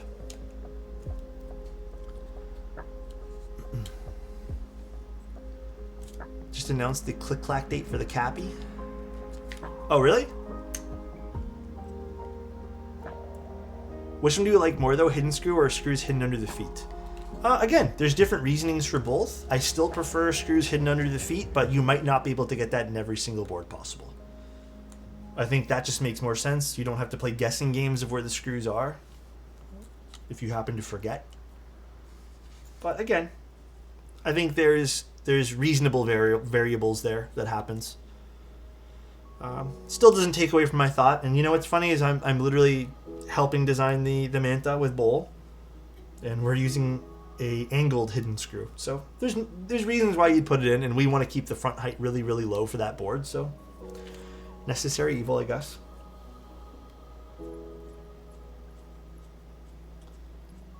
Come on, get in there. Secret Bion bolts, yes.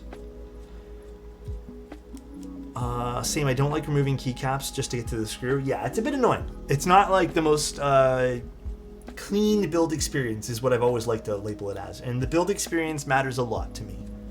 Like, if I'm not having fun building a board, then why did I spend my money on it? Like, that's part of the experience for me.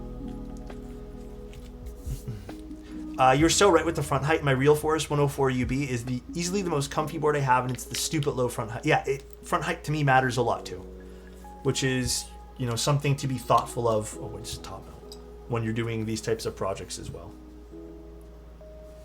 Why are we not using magnets instead of screws? Because magnets don't actually work as nicely as you'd think.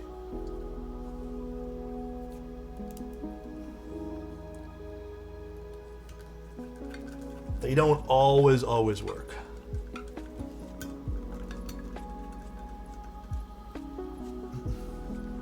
At least it's not a 3-piece internal screw. Yeah. Like, I would say this particular series of boards from Neo is a pretty standard build experience. Minus the pogo pin, which is nice, not having to remember a cable. That is very handy. But it is a very standard build experience in the nicest way possible. Like, I mean that with every ounce of respect. Just nice and simple. No real like fumbles I can have with the board, but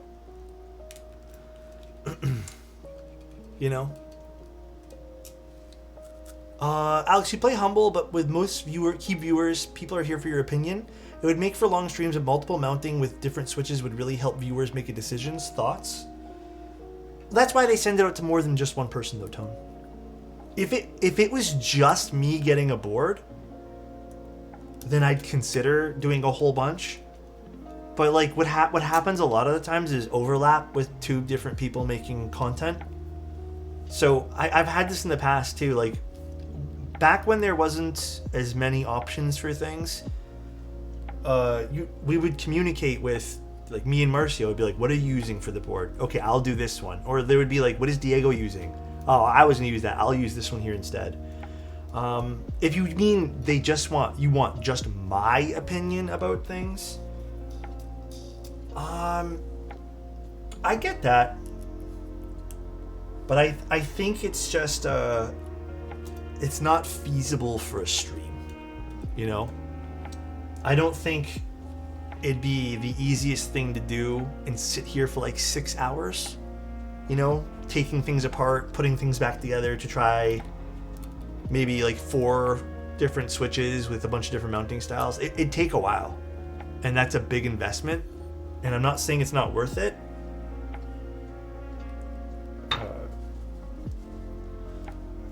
To be frank with you, not everyone pays, right? Like, not everyone sponsors a stream. Not everyone...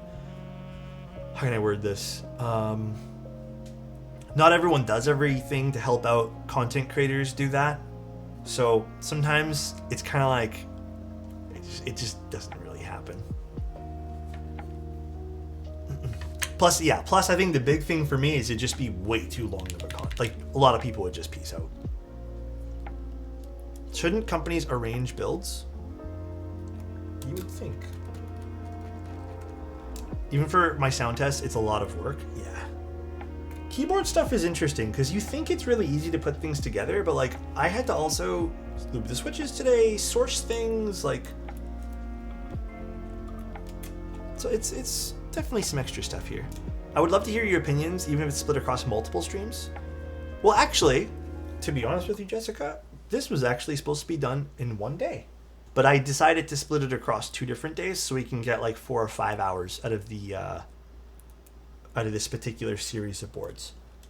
And like I said, I also don't really think there's going to be many sound differences between the 60 and 65. I think they're going to be relatively the same. But let's see what we got here. Who puts in more work, a video editor or switch looping assistant? I mean, I loop all my own switches. I don't have a switch looping assistant. Manoli helps out with video editing, which I'm very grateful, but I do a lot of video editing as well still, so. It's still a 5% difference? Oh my god. Pash, thank you so much for the prime. Alright, I can already tell you I really like the top mount in this.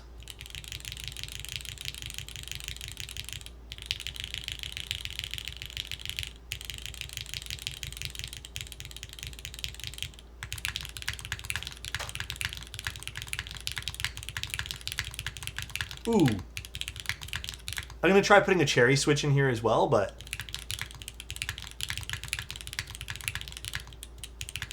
I don't hear any desk thunk.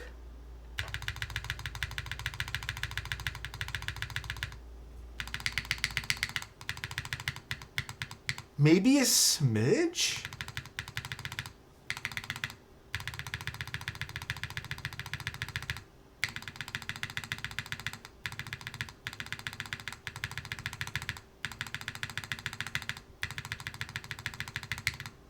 Well, I mean, even with the bump-ons, like, here, you know what I can just do to simulate that? Literally just put these.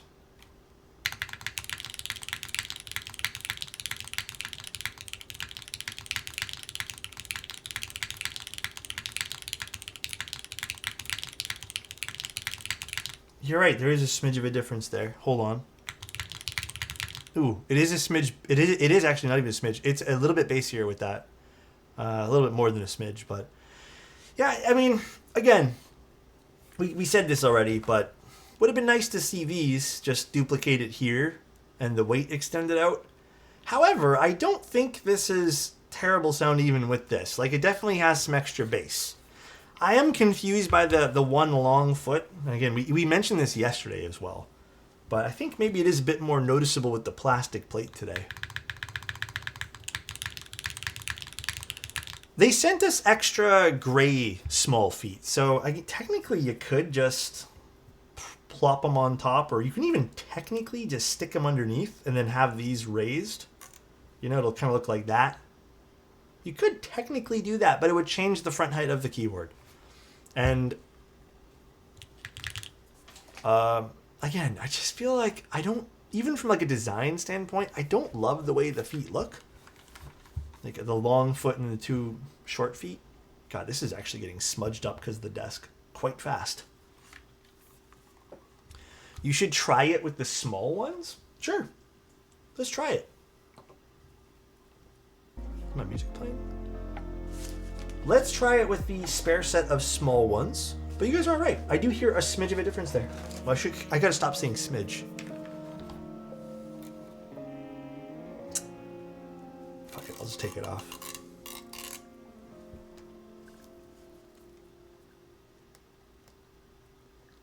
Let's see. You know, I don't even think it would look bad if you had this. Even if you left this like whole bottom lip like that, I don't think this would look bad if they just included 4 big feet or 4 small feet like this. Yeah, like I don't even think this looks bad. Even if they decided as like a last minute switch to just not include the long foot, I wouldn't even be upset. Or just give us an extra single black foot or extra gray foot even for people who want to use the gray ones. I think that would be a pretty smart decision. Oh my god, please. There we go. It's definitely not as bad as Geon boards though, yes. The Geon feet. You know what's crazy though? These feet aren't very thick. So the difference between the foot and the weight is very minimal. I almost feel like, is this foot technically thicker than this? No, they're the same size. I almost feel like maybe it's not even the long foot. Maybe it just needs to be raised up a little bit more. Like maybe these particular front feet or this long front foot needs to be raised a smidge more. Maybe there's too much, and you can kind of see because like my desk is transferring onto the back here. Maybe there's just not enough. Yeah, like maybe there's just not enough height with the foot. Maybe that's the actual issue. Tone_115 gifted a tier 1 sub to XJade. Thank you, Tone. Appreciate it, man. Yeah, I actually do think that now that I'm looking at it. Here, let me show you guys what exactly I mean. We're going to zoom in all the way that I possibly can. Do you guys see how close that is? Look, here's a good view. See what I mean? There's not a lot of a difference. I'm curious about doing this now. Already scuffed? I wouldn't say this is scuffed. I just feel like maybe this foot needs to be redone. Maybe a smidge thicker. I'm gonna do this just for funsies. I'm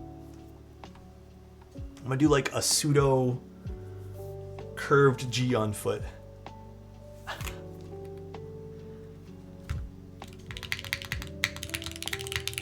Yeah, and there you go.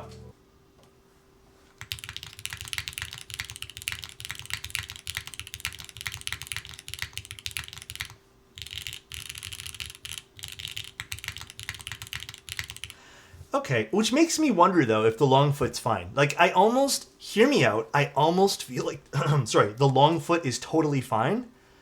I just feel like maybe the actual problem is it's too close to the weight. Which, I don't have a good way to test this. What if I were to just double up the long foot? I'm curious about something now. I'm going to do something just strictly for the sake of doing it. You guys can hate me for doing it, but whatever. I'm just going to do it. I'm going to take the long foot off of this one. And I know it's going to be longer, but I'm just going to put the long foot from the 65 CU. I know it's longer. Don't judge me. And I just want to put this just for science. Obviously, this is pretty high, and you don't need to raise it this high off of the ground.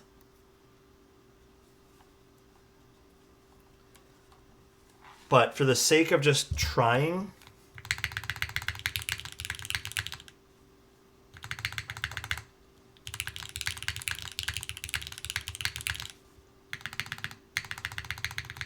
a little bit better. There's still a little bit. Actually, I don't know. Is there a smidge of... I almost think it's kind of tasteful. The extra small amount of bass that you're getting.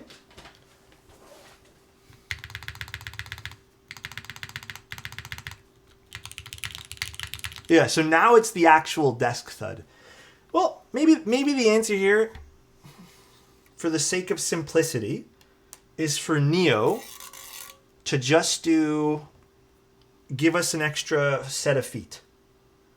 And that way there people can choose whether or not that, well, actually maybe not even. Maybe they just need to produce a thicker set of feet.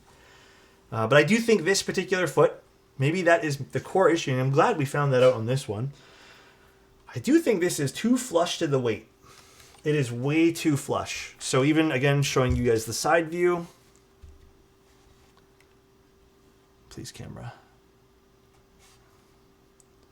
It's pretty flush. It does protrude a little bit, and maybe I need to press it down properly, but it's too close to where the weight would be, in my humble opinion. This one here protrudes out. This one here, not really.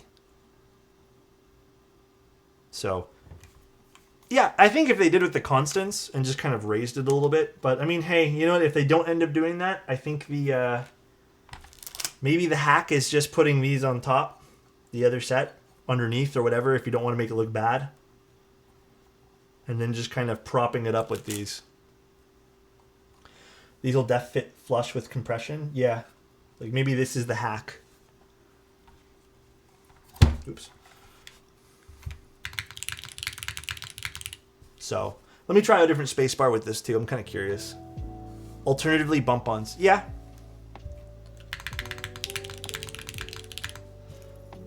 I do want to try the cherry switch from earlier and see what that sounds like. Interesting, interesting. I'd be too afraid to stick it on the weight. I'm not going to lie to you. I'm going to put this back. 65 CU.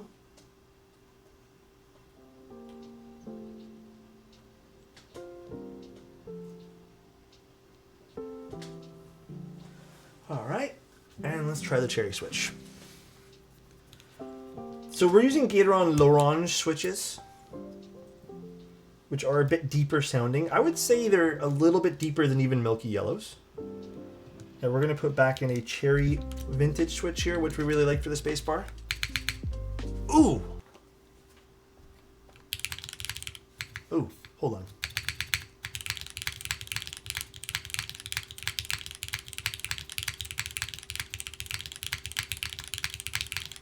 I did like it better in Plateless config with this particular switch.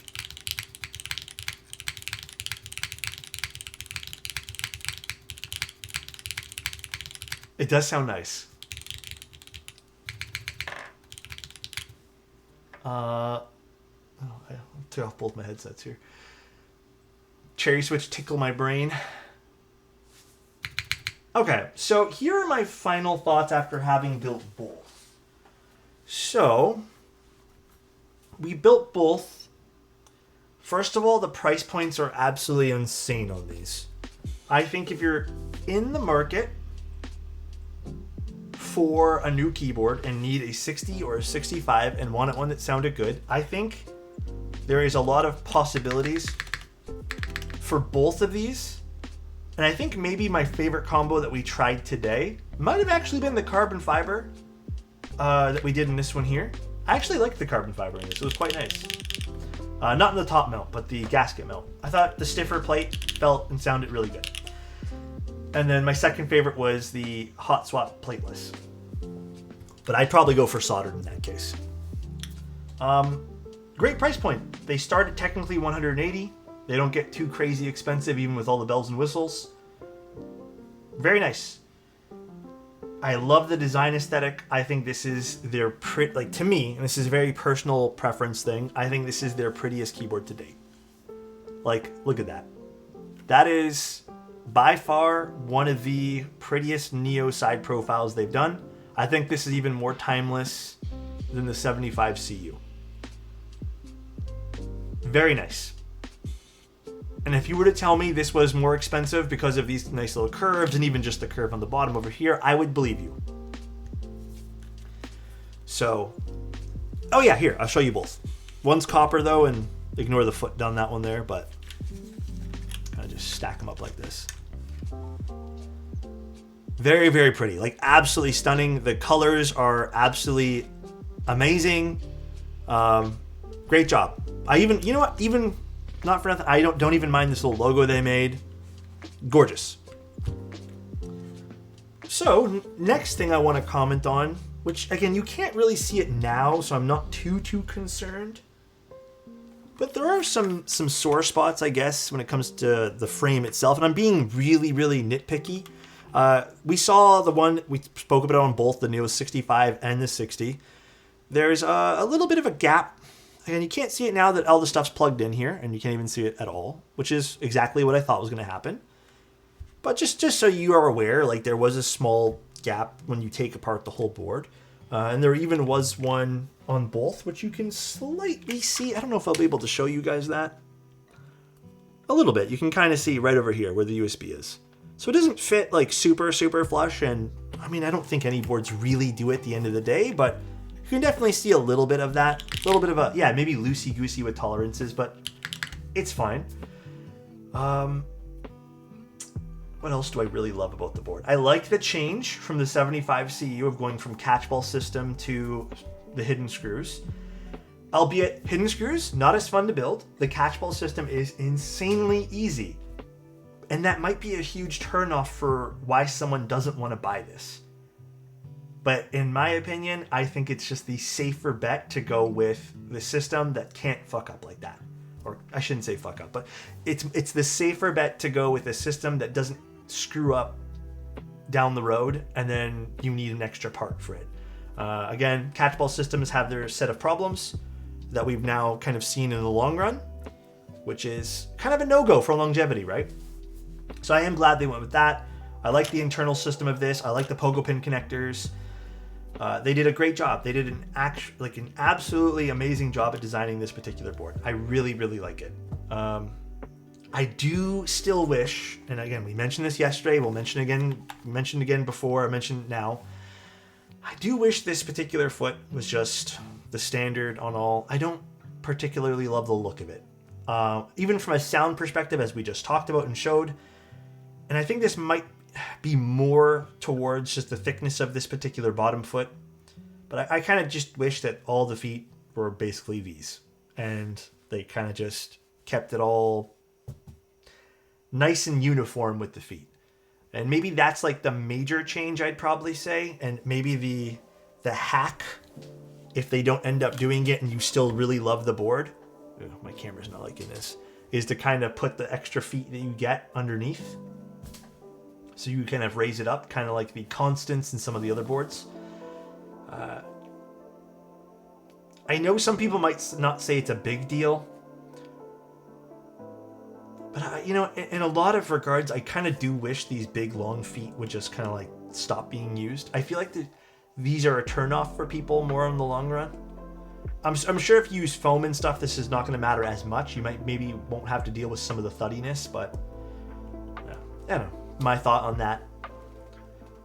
Short feet closer to the front edge. Yeah, you could even just leave it this height and then just somehow get this to be a thicker plastic for sure.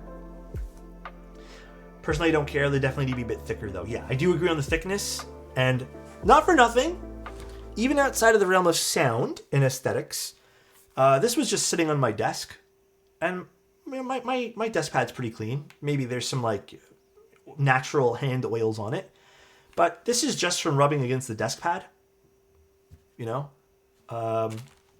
Even this one here I had to wipe down earlier, but it's just one of those things where it's like it is sitting rather close to the desk pad, and some of those oils might rub off on the back of the weight. So, didn't you lick the back of the board? I did not know. Sound profile wise, I really like the board. I think they sound great. I think if you pick these up, there's going to be a lot of really fun ways you can build this up. Tons. And I think that's why that's where this is really going to shine. I'll clean the back wood right now. Let's see.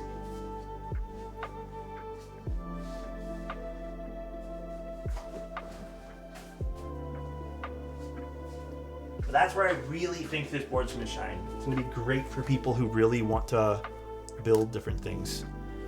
I'm not gonna scratch it. I have to clean it anyways.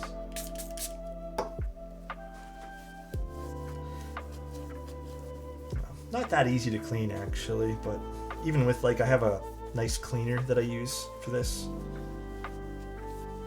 A little bit difficult, probably needs like a few wipes, but I mean, it's kind of getting there.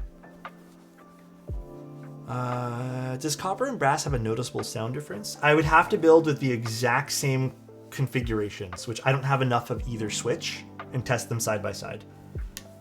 But that's what I would have to do to give you a better answer there. There should be some sound difference though. Technically, with a lot of the copper versus brass parts in all keyboards, there's always been a bit of a difference. As for how much, I couldn't give you a good answer on that. QK Discord says brass and copper sounds basically the same. I don't know. I disagree, but I don't know the configuration of copper they used for their copper, so who knows? Maybe they do sound very similar.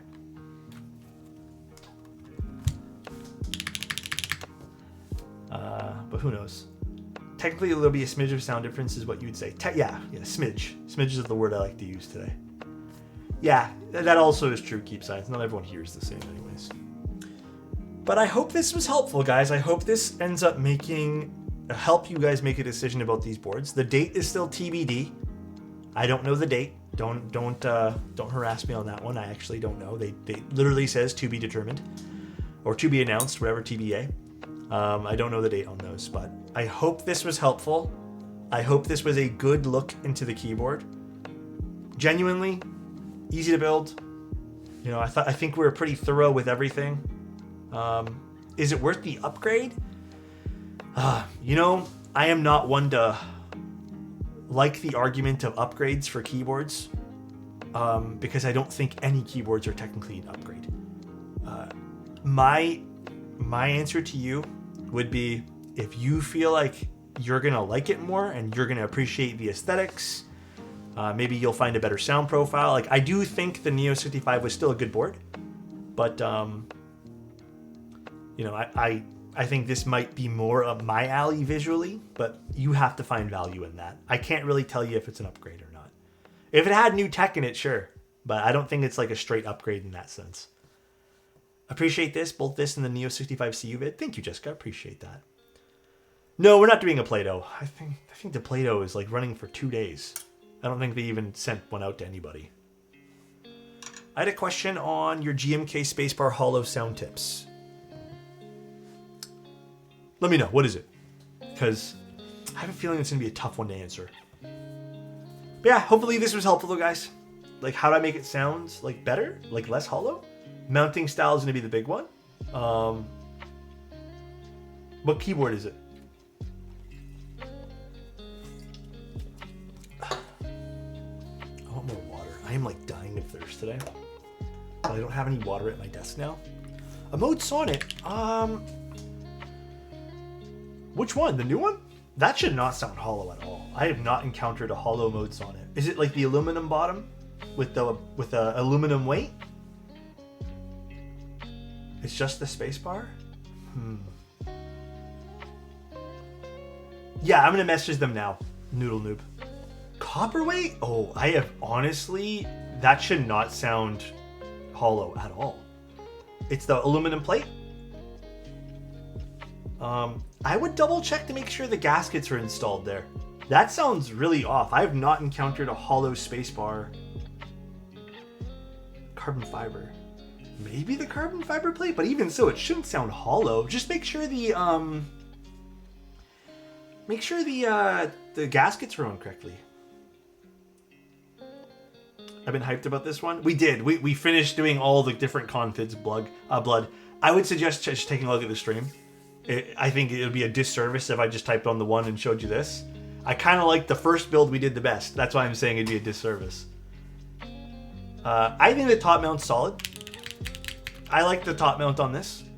I think you have to pick the right plate that you'll like for the particular switches you're using, but sound profiles, it's a good sound profile, man. I have to admit. No GB date yet. I'll let you guys know the moment I find out too. I literally no clue when this is being launched. No, I like the 60 and 65 more than I like the 75. The 75 was really cool. I think it had a pretty unique take on a side profile, for example, as well. But this is more timeless to me. Like this will last longer, and I'll appreciate this more because of the way they did their side profile. I just think it's more well done. I didn't hate, but I also didn't like love. It was kind of moot about the way they did the bottom of the 75 CU. Like, it was nice, but it wasn't like the prettiest thing in the world. It was just kind of like, it was there. Will you build with GMK Cosmos when it ships out? I didn't get a set of those, but maybe? Who knows? Maybe I will. All right, guys, let's go find someone to raid. I'll plug in this board here. Let's go find someone to raid. Oh, did this not catch on the pogo pins? Maybe it didn't. That is the only other downside about the pogo pins. Or maybe I need to flash this. I did have to flash one of these, I'm not sure though. The pogo pins, sometimes you have to make sure they catch. I've acquired the Dune 65 from KBD and their further extra in stocks. Went back to your review vid, heard you recommend cherry switches for it. I think I built the review video with those WS1 diamonds. I gotta say, like, I know some people told me afterwards they wish I had used a different switch for that. But dude, I really liked the build with those. But I would say cherry switches would sound amazing on those on the Dune as well. Let's go raid Marcia. I don't know. I'll ask them about the Neo60 core. If you guys want to see me build that one there, I can ask. I don't know if that's even out yet, but I'll double check. Alright though, guys. Thanks so much for tuning in. I really appreciate it. Lego, I hope your wife feels better, man. Like, seriously. Keep me in the loop, okay, Lego? And everyone, thanks for tuning in, guys. We'll be live again I think it's tomorrow, right? Aren't we streaming again tomorrow anyways? Yeah, we're doing a Salvation tomorrow. And then we're doing a PT 750 on, what's it called? Sunday. So I'm listed on the 60 core review. I don't have one. I will ask about that. I don't have one of those. I'm gonna be honest. No one even spoke to me about it. Okay, maybe there's some miscommunication there. I'll figure it out. Glitz. Thanks for letting me know, though. Maybe they haven't been shipped out yet to anyone. I don't know yet. We'll see. But thank you guys for tuning in. Really appreciate you guys. Say hi to Marcia, and goodbye, everybody. See ya.